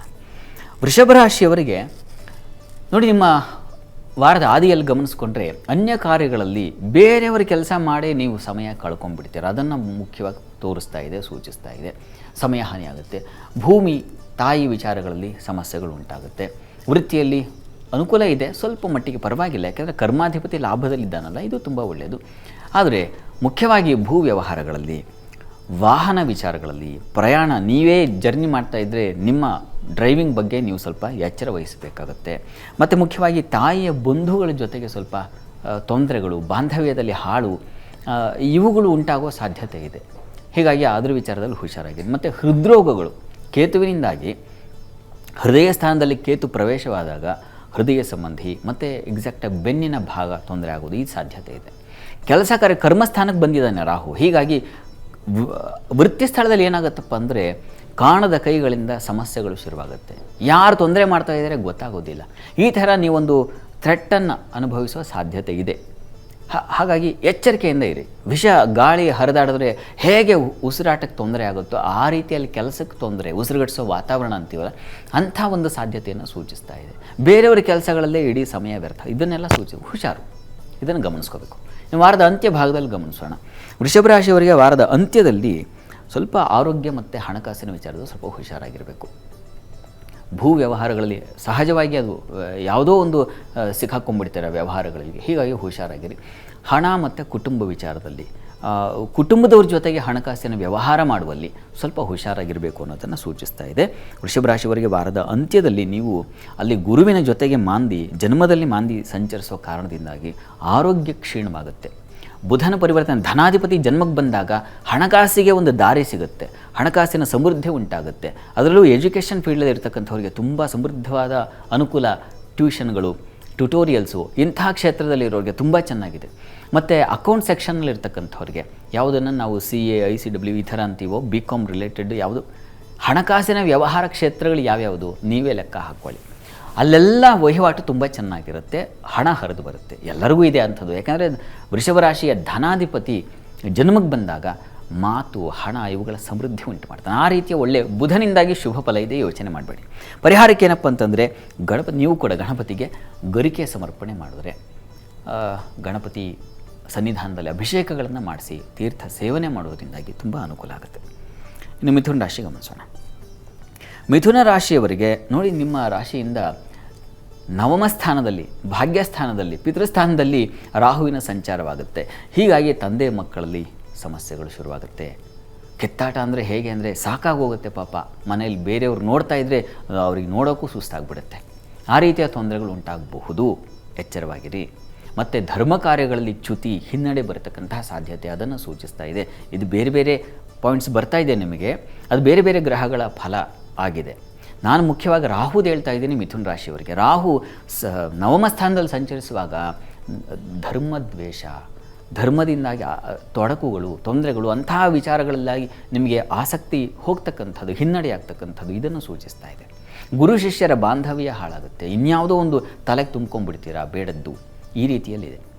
ತೃತೀಯದ ಕೇತು ಅಹಂಕಾರವನ್ನು ಹೆಚ್ಚಿಸ್ತಾನೆ. ಧೈರ್ಯ, ಸಾಹಸ, ನಾನು ಮಾಡ್ತೀನಿ, ನೋಡೇ ಬಿಡೋಣ, ಅದು ಯಾರನ್ನ ಎದುರು ಹಾಕ್ಕೊಳ್ಳೋದು ಇದೆಯಲ್ಲ, ಇದನ್ನು ಕೇತು ತಂದು ಕೊಡ್ತಾನೆ. ಅದು ಕೆಟ್ಟದ್ದು. ಅಹಂಕಾರ ನಮ್ಮನೆ ತಿಂದು ಹಾಕ್ಬಿಡುತ್ತೆ. ಹೀಗಾಗಿ ಅದ್ರ ಕಡೆ ಎಚ್ಚರ ಇಲ್ಲ. ಆದರೆ ಧೈರ್ಯ ಸಾಹಸಗಳಿದ್ದಾವೆ, ಬೇಕದು ಇಲ್ಲ ಅಂತಲ್ಲ, ಆದರೆ ಅದಕ್ಕೊಂದು ಚೌಕಟ್ಟಿದೆ, ಅದರ ಬಗ್ಗೆ ಸ್ವಲ್ಪ ಗಮನ ಇಟ್ಕೊಳ್ಳಿ. ಹೀಗಾಗಿ ಗುರು ಜನ್ಮದಲ್ಲಿದ್ದಾನೆ, ಆತಂಕ ಬೇಡ. ನಿಮಗೆ ಒಳ್ಳೆಯ ಹಿರಿಯರ ಮಾರ್ಗದರ್ಶನ ಇತ್ಯಾದಿ ಬೇರೆ ಗ್ರಹಗಳ ಫಲವೂ ಅನ್ವಯ ಆಗುತ್ತಲ್ವ. ಹೀಗಾಗಿ ಬರೀ ರಾಹುಕೇತು ಬಗ್ಗೆ ತಲೆ ಕೆಡಿಸ್ಕೋಬೇಡಿ. ಅಂಥದ್ದು ಇದೆ ಅಂದಾಗ, ನಾನು ಈಗಷ್ಟೇ ಹೇಳಿದ್ನಲ್ಲ, ಅಂಥದ್ದು ಇದೆ ಅಂದಾಗ ನಾವು ಬೇರೆ ಕಡೆ ಹೆಜ್ಜೆ ಇಡಬೇಕಾಗತ್ತೆ. ಅದನ್ನು ನೀವು ಮಾಡಬೇಕು ಅಂತ. ಇನ್ನು ವಾರದ ಅಂತ್ಯ ಭಾಗದಲ್ಲಿ ಮಿಥುನ ರಾಶಿಯವರಿಗೆ ಗಮನಿಸ್ಕೊಂಡ್ರೆ, ಜನ್ಮದಲ್ಲಿ ಮಂದಿ ಸಂಚರಿಸ್ತದೆ, ಸ್ವಲ್ಪ ಆರೋಗ್ಯದಲ್ಲಿ ಹುಷಾರು, ಎಚ್ಚರ ತಗೊಳ್ಳಿ. ಗಂಟಲು, ಎದೆ ಭಾಗದಲ್ಲಿ ತೊಂದರೆ ಆಗ್ತಕ್ಕಂತಹ ಸಾಧ್ಯತೆ ಸೂಚಿಸ್ತಾ ಇದೆ. ತಂದೆ ಮಕ್ಕಳ ಮನಸ್ತಾಪಗಳು ಸಹಜವಾಗಿ ಅದಿದ್ದೇ ಇದೆ. ವ್ಯಯ, ಅತಿಯಾದ ವ್ಯಯವನ್ನು ಸೂಚಿಸ್ತಾ ಇದೆ. ಮಿಥುನ ರಾಶಿಯವರಿಗೆ ವಾರದ ಅಂತ್ಯ ಭಾಗದಲ್ಲಿ ಗುರುವಾರದಿಂದ ನಂತರ ಸ್ವಲ್ಪ ಹೆಚ್ಚಿನ ಖರ್ಚು ಮಾಡ್ಕೊಳ್ತೀರಿ. ಶನಿವಾರವಂತೂ ವಿಪರೀತವಾದ ಖರ್ಚಿದೆ. ಹಣ ಇಲ್ಲ ಅಂತಲ್ಲ, ಹಣವೂ ಇದೆ. ಯಾಕೆಂದರೆ ವಸ್ತುತಃ ನಿಮ್ಮ ರಾಶ್ಯಾಧಿಪತಿ ವ್ಯಯಕ್ಕೆ ಹೋದಾಗ ಆರೋಗ್ಯ ನಿಮಿತ್ತವಾಗಿ ಹೆಚ್ಚಿನ ವ್ಯಯ, ಆತ್ಮೀಯರಿಗಾಗಿ ಹೆಚ್ಚಿನ ವ್ಯಯ, ಸ್ನೇಹಿತರಿಗಾಗಿ ಹೆಚ್ಚಿನ ಖರ್ಚು. ಇವನಿಗೆ ಖರ್ಚು ಮಾಡ್ಕೊಳ್ಳಲ್ಲ, ಫ್ರೆಂಡಿಗೆಲ್ಲ ಸುರಿದ್ಬಿಟ್ಟು ಬರ್ತಾನೆ ಅಂತ ತಾಯಿ ಅಂದರೆ ಕಂಪ್ಲೇಂಟ್. ಯಾಕೆಂದರೆ ಚತುರ್ಥಾಧಿಪತಿ ಬುಧ ವ್ಯಯದಲ್ಲಿದ್ದಾನೆ. ಹೀಗಾಗಿ ಇಂಥದ್ದೊಂದು ತೊಡಕನ್ನು ಸೂಚಿಸ್ತಾ ಇದೆ. ಏನಪ್ಪ ಇದಕ್ಕೆ ಪರಿಹಾರ ಮಿಥುನ ರಾಶಿಯವರಿಗೆ ಅಂದರೆ ನೋಡಿ, ನಾಗ ಸನ್ನಿಧಾನ ಹಾಗೂ ಗಣಪತಿ ಪ್ರಾರ್ಥನೆ ಎರಡೂ ಮಾಡಿ. ನಾಗನಿಗೆ ಅರಿಶಿನ ಸ್ವಲ್ಪ ಹಾಲು ಎರಡನ್ನೂ ಸಮರ್ಪಣೆ ಮಾಡಿ, ತುಂಬ ಅನುಕೂಲ ಆಗುತ್ತೆ. ಶಾಸ್ತ್ರಿಗಳೇ, ಮುಂದಿನ ರಾಶಿಗಳಾಗಿರುವ ಕರ್ಕಟಕ, ಸಿಂಹ ಹಾಗೆ ಕನ್ಯಾ ರಾಶಿಗಳ ಫಲಾಫಲ ಇಡೀ ವಾರ ಯಾವ ರೀತಿಯಾಗಿದೆ ನೋಡೋಣ. ಕರ್ಕಟಕ ರಾಶಿಯಿಂದ ಅಷ್ಟಮಕ್ಕೆ ರಾಹು ಸಂಚಾರ ಆಗುತ್ತೆ. ನಿಮ್ಮ ರಾಶಿಯಿಂದ ದ್ವಿತೀಯಕ್ಕೆ ಕೇತುವು, ಅಷ್ಟಮದಲ್ಲಿ ರಾಹು ಸಂಚರಿಸ್ತಾನೆ. ಆರೋಗ್ಯದಲ್ಲಿ ತೊಂದರೆಗಳು, ಧನ ನಷ್ಟ, ಆರೋಪಗಳು ಬರುವ ಸಾಧ್ಯತೆ, ಮಾತಿನಿಂದ ನಷ್ಟ, ಮುಖದಲ್ಲಿ ಕಲೆಗಳಾಗ್ತಕ್ಕಂಥದ್ದು, ನಾಲಿಗೆ, ಹಲ್ಲು ಇವುಗಳ ಬಾಧೆ. ಎಷ್ಟು ದಿವಸ ಹಲ್ಲಿಗೆ ಹೋಗಿ ಡಾಕ್ಟ್ರೇ ಕಂಡಿರಲಿಲ್ಲ, ಈಗ ಹೋಗಿ ಡೆಂಟಿಸ್ಟ್ ಹತ್ರ ಕುತ್ಕೋಬೇಕಾಗತ್ತೆ ಎದುರುಗಡೆಗೆ. ಅಂಥದ್ದೊಂದು ಸಂದರ್ಭ ಏರ್ಪಾಡಾಗುತ್ತೆ, ಹುಷಾರು. ರಾಹು ಅಷ್ಟಮದಲ್ಲಿದ್ದಾಗ ಅದನ್ನು ರಂಧ್ರ ರಾಹು ಅಂತ ಕರೀತಾರೆ. ರಂಧ್ರ ಅಂದರೆ ಎಲ್ಲ ಸೋರಿ ಹೋಗ್ತಕ್ಕಂಥದ್ದೇ. ಹೀಗಾಗಿ ಧನಸ್ಥಾನದಲ್ಲಿ ಕೇತುವಿದ್ದು ಅಷ್ಟಮದಲ್ಲಿ ರಾಹು ಇದ್ದರೆ ಇನ್ನೇನು ಬೇಕು, ಬ್ಯಾಂಕ್ ಬ್ಯಾಲೆನ್ಸ್ ಹಾಗೆ ಡಗ ಡಗ ಟಕ ಟಕ ಕೆಳಗಿಳಿತಾ ಬರುತ್ತೆ. ನಿಮಗೂ ಆಶ್ಚರ್ಯವಾಗುತ್ತೆ, ಎಲ್ಲಿ ಹೋಯ್ತಪ್ಪ ಅಂತ. ಆ ರೀತಿ ಆಗುವ ಸಾಧ್ಯತೆ ಇದೆ. ಕರ್ಕಟಕ ರಾಶಿಯವರು ಹುಷಾರಾಗಿರಿ. ಅಷ್ಟಮ ಸ್ಥಾನ ನಷ್ಟ, ದುಃಖ, ಸೋಲು, ಅಪಮಾನ, ಅವಮಾನ ಇವೆಲ್ಲವನ್ನು ಪ್ರತಿನಿಧಿಸ್ತಕ್ಕಂತಹ ಸ್ಥಾನ. ಹೀಗಾಗಿ ಅಂಥ ಕೆಲಸಗಳಲ್ಲಿ ನೀವು ಭಾಗಿಯಾಗಬಾರ್ದು ಅನ್ನೋದನ್ನು ಹೇಳ್ತಾ ಇದೆ. ಅಲ್ಲೆಲ್ಲೂ ಸಮಸ್ಯೆ ಆಗ್ತಾ ಸ್ವಲ್ಪ ದೂರ ಇರತಕ್ಕಂಥದ್ದು, ಸ್ವಲ್ಪ ಮೌನವಾಗಿರೋ ಮಾತು. ಕೇತು ದ್ವಿತೀಯದಲ್ಲಿದ್ದಾಗ ಏನಾಗುತ್ತೆ ಅಂದರೆ ಮಾತು ಬಂದ್ಬಿಡುತ್ತೆ ಹಾಗೆ ಹೊರಟಾಗಿ, ಸಮಯೋಚಿತವಾಗಿ ಮಾತಾಡೋದು ಬರೋದಿಲ್ಲ. ಸಂದರ್ಭ ಎಲ್ಲಿದ್ದೀರಾ, ಸಭೆಯಲ್ಲಿದ್ದೀರಾ, ಮನೆಯಲ್ಲಿದ್ದೀರಾ, ಬೀದಿಲಿದ್ದೀರಾ ಗೊತ್ತಾಗೋಲ್ಲ ನಿಮಗೆ. ವಿವೇಚನೆಯೇ ಹೊರಟೋಗ್ಬಿಡುತ್ತೆ. ಮಾತು ಮಾತು ಮಾತು ಮಾತು ಮನೆ ಕೆಡಿಸ್ತು ಅಂತ ಹಾಗಾಗ್ಬಿಡುತ್ತೆ. ಅಷ್ಟೇ ಅಲ್ಲ, ನಿಮ್ಮನ್ನೇ ಹಾಳು ಮಾಡಿಬಿಡುತ್ತೆ. ಹೀಗಾಗಿ ಬಹಳ ಎಚ್ಚರಿಕೆಯಿಂದ ಮಾತಾಡಬೇಕು ಕರ್ಕಟಕ ರಾಶಿಯವರು. ಇದು ಪ್ರಧಾನವಾದ ಅಂಶವನ್ನು ಸೂಚಿಸ್ತಾ ಇದೆ. ಮತ್ತು ನಾನಾಗಲೇ ಹೇಳಿದ ನಾಲಿಗೆ, ಹಲ್ಲು ಇವುಗಳ ವಿಚಾರದಲ್ಲಿ ಸ್ವಲ್ಪ ಹುಷಾರಾಗಿರಿ. ಅಂಥದ್ದೊಂದು ಸಮಸ್ಯೆ ಬರಬಹುದು. ಉಳ್ಳ ಹಾಗೆ ಬುಧ ಅವನು ವ್ಯಯಾಧಿಪತಿ, ಲಾಭಕ್ಕೆ ಬಂದರೆ ಒಂದಷ್ಟು ವ್ಯಯವೇ ಆಗುತ್ತೆ. ಸಹೋದರ ತೊಂದರೆ ಇಲ್ಲ, ಸಹೋದರ ಅಧಿಪತಿಯೂ ಹೌದು ಅವನು. ಹೀಗಾಗಿ ಸೇವಕರು, ಸಹಾಯಕರು ಇಂಥ ಒಂದು ಸಹಕಾರ ಖಂಡಿತ ಇದೆ ಕರ್ಕಟಕ ರಾಶಿಯವರಿಗೆ. ಮತ್ತು ಪ್ರಧಾನವಾಗಿ ನಿಮ್ಮ ರಾಶಿಯಿಂದ ಚಂದ್ರನ ಸಂಚಾರ ಚೆನ್ನಾಗಿದ್ದಾಗೆಲ್ಲ ಚೆನ್ನಾಗಿರ್ತೀರ. ತುಂಬ ಗಾಬರಿಗೊಳಗಬೇಡಿ. ಏನಪ್ಪ ನನಗೆ ಅಷ್ಟಮದಲ್ಲಿ ರಾಹು ಇದೆ ಅಂತೇಳಿ ಇಷ್ಟೆಲ್ಲ ಹೇಳಿಬಿಟ್ರಲ್ಲ ಅಂತೇಳಿ ಕಂಗಾಲಾಗಬೇಡಿ, ಯೋಚನೆ ಮಾಡಬೇಡಿ. ಇನ್ನು ವಾರದ ಅಂತ್ಯಭಾಗದಲ್ಲಿ ಗಮನಿಸೋಣ. ವಾರಾಂತ್ಯದಲ್ಲಿ ಗಮನಿಸ್ಕೊಂಡ್ರೆ ಮಾಂದಿಯ ಸಂಚಾರ ನಿಮಗೆ ವ್ಯಯದಲ್ಲಿ ಇದರಲ್ಲಿ ಆಗುತ್ತೇನು, ಲಾಭದಲ್ಲಿ ಬರುತ್ತೆ. ಬಂಧು ಸಹೋದರಿಂದ ಸ್ವಲ್ಪ ವ್ಯಯ ಬರ್ತದೆ. ಆರೋಗ್ಯ ವಿಚಾರದಲ್ಲಿ ಸ್ವಲ್ಪ ಹುಷಾರಾಗಿರಿ. ಲಾಭ ಇಲ್ಲ ಅಂತಲ್ಲ, ಲಾಭ ಬರ್ತದೆ. ಚಂದ್ರನ ಬಲ ಸ್ವಲ್ಪ ಸ್ವಲ್ಪ ಕ್ಷೀಣವಾದಾಗ ಸ್ವಲ್ಪ ಸ್ವಲ್ಪ ಕಡಿಮೆ ಆಗ್ತಾ ಹೋಗುತ್ತೆ. ಆರೋಗ್ಯದಲ್ಲೂ ಅಷ್ಟೇ, ಮಾನಸಿಕವಾಗೂ ಸ್ವಲ್ಪ ಕುಗ್ಗುವ ಸಾಧ್ಯತೆಯನ್ನು ಸೂಚಿಸುತ್ತೆ.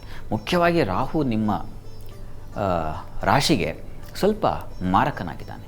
ಈ ಕಾರಣದಿಂದಾಗಿ ಏನು ಪ್ರಾರ್ಥನೆ ಮಾಡಬೇಕಪ್ಪ ಅಂದರೆ, ಕರ್ಕಟಕ ರಾಶಿಯವರು ಒಂದು ವಿಷ್ಣುವಿನ ಸನ್ನಿಧಾನದಲ್ಲಿ ಆರಾಧನೆ ಮಾಡೋದು ಒಂದಾದರೆ, ಎರಡನೇದು ತಪ್ಪದೇ ನೀವು ರಾಹು ಅಂದರೆ ನಾಗಕ್ಷೇತ್ರಗಳ ದರ್ಶನ ಮಾಡ್ತಕ್ಕಂಥದ್ದು, ಅದು ಬಹಳ ಮುಖ್ಯ. ನಾಗ ಸನ್ನಿಧಾನಕ್ಕೆ ಹೋಗಿ ಬನ್ನಿ. ನಾಗನಿಗೆ ಎಳನೀರಿನ ಸೇವೆ, ಎಳನೀರಿನ ಅಭಿಷೇಕವನ್ನು ಮಾಡಿಸಿದ್ರೆ ತುಂಬ ಒಳ್ಳೆಯದು. ಇದರ ಜೊತೆಗೆ ತಪ್ಪದೇ ಅದನ್ನು ಮಾಡಿಸಿ. ನಾಗನಿಗೆ ಅಥವಾ ಹುತ್ತಕ್ಕೆ ಅಥವಾ ನಾಗಕಟ್ಟೆಗೆ ಅಥವಾ ಸುಬ್ರಹ್ಮಣ್ಯ ಸನ್ನಿಧಾನಕ್ಕೆ ಯಾವುದೂ ಆಗಬಹುದು. ತುಂಬ ಶ್ರದ್ಧೆ ಬೇಕು ಅಷ್ಟೇ. ಅದರಿಂದ ಎಳನೀರಿನಿಂದ ಅಭಿಷೇಕ ಮಾಡಿಸಿ, ಅದು ಸ್ವಲ್ಪ ತೀರ್ಥ ಸೇವನೆ ಮಾಡಿ, ತುಂಬ ಸಹಾಯವಾಗುತ್ತೆ. ಮಾಡಿ ನೋಡಿ. ಇನ್ನು ಸಿಂಹರಾಶಿ ಗಮನಿಸೋಣ. ಸಿಂಹರಾಶಿಯವರಿಗೆ ವಾರದ ಆದಿಯಲ್ಲಿ ನಿಮಗೆ ನೋಡಿ ಸ್ತ್ರೀಯರ ಸಂಬಂಧಿ ಅಪವಾದಗಳು ಬರತಕ್ಕಂತಹ ಸಾಧ್ಯತೆ. ನೋಡಿ, ಸಪ್ತಮ ಸ್ಥಾನದಲ್ಲಿ ರಾಹು ಬರ್ತಾನೆ, ಜನ್ಮಕ್ಕೇತು ಬರ್ತಾನೆ. ಇದು ದಾಂಪತ್ಯದಲ್ಲಿ ನಿಮ್ಮ ಯಾರನ್ನೂ ಇಷ್ಟಪಟ್ಟಿರ್ತಿರಲ್ಲ ಅಂಥವರಲ್ಲಿ ತುಂಬ ತೊಂದರೆಗಳು ಒಳಪಡೋ ಸಾಧ್ಯತೆ ಹೆಚ್ಚಾಗಿದೆ. ಮತ್ತು ಬಯಕೆಗಳು, ಚಿತ್ತೋತ್ತ ಸ್ಥಾನ ಅಂತ ಅದಕ್ಕೆ ಹೆಸರು.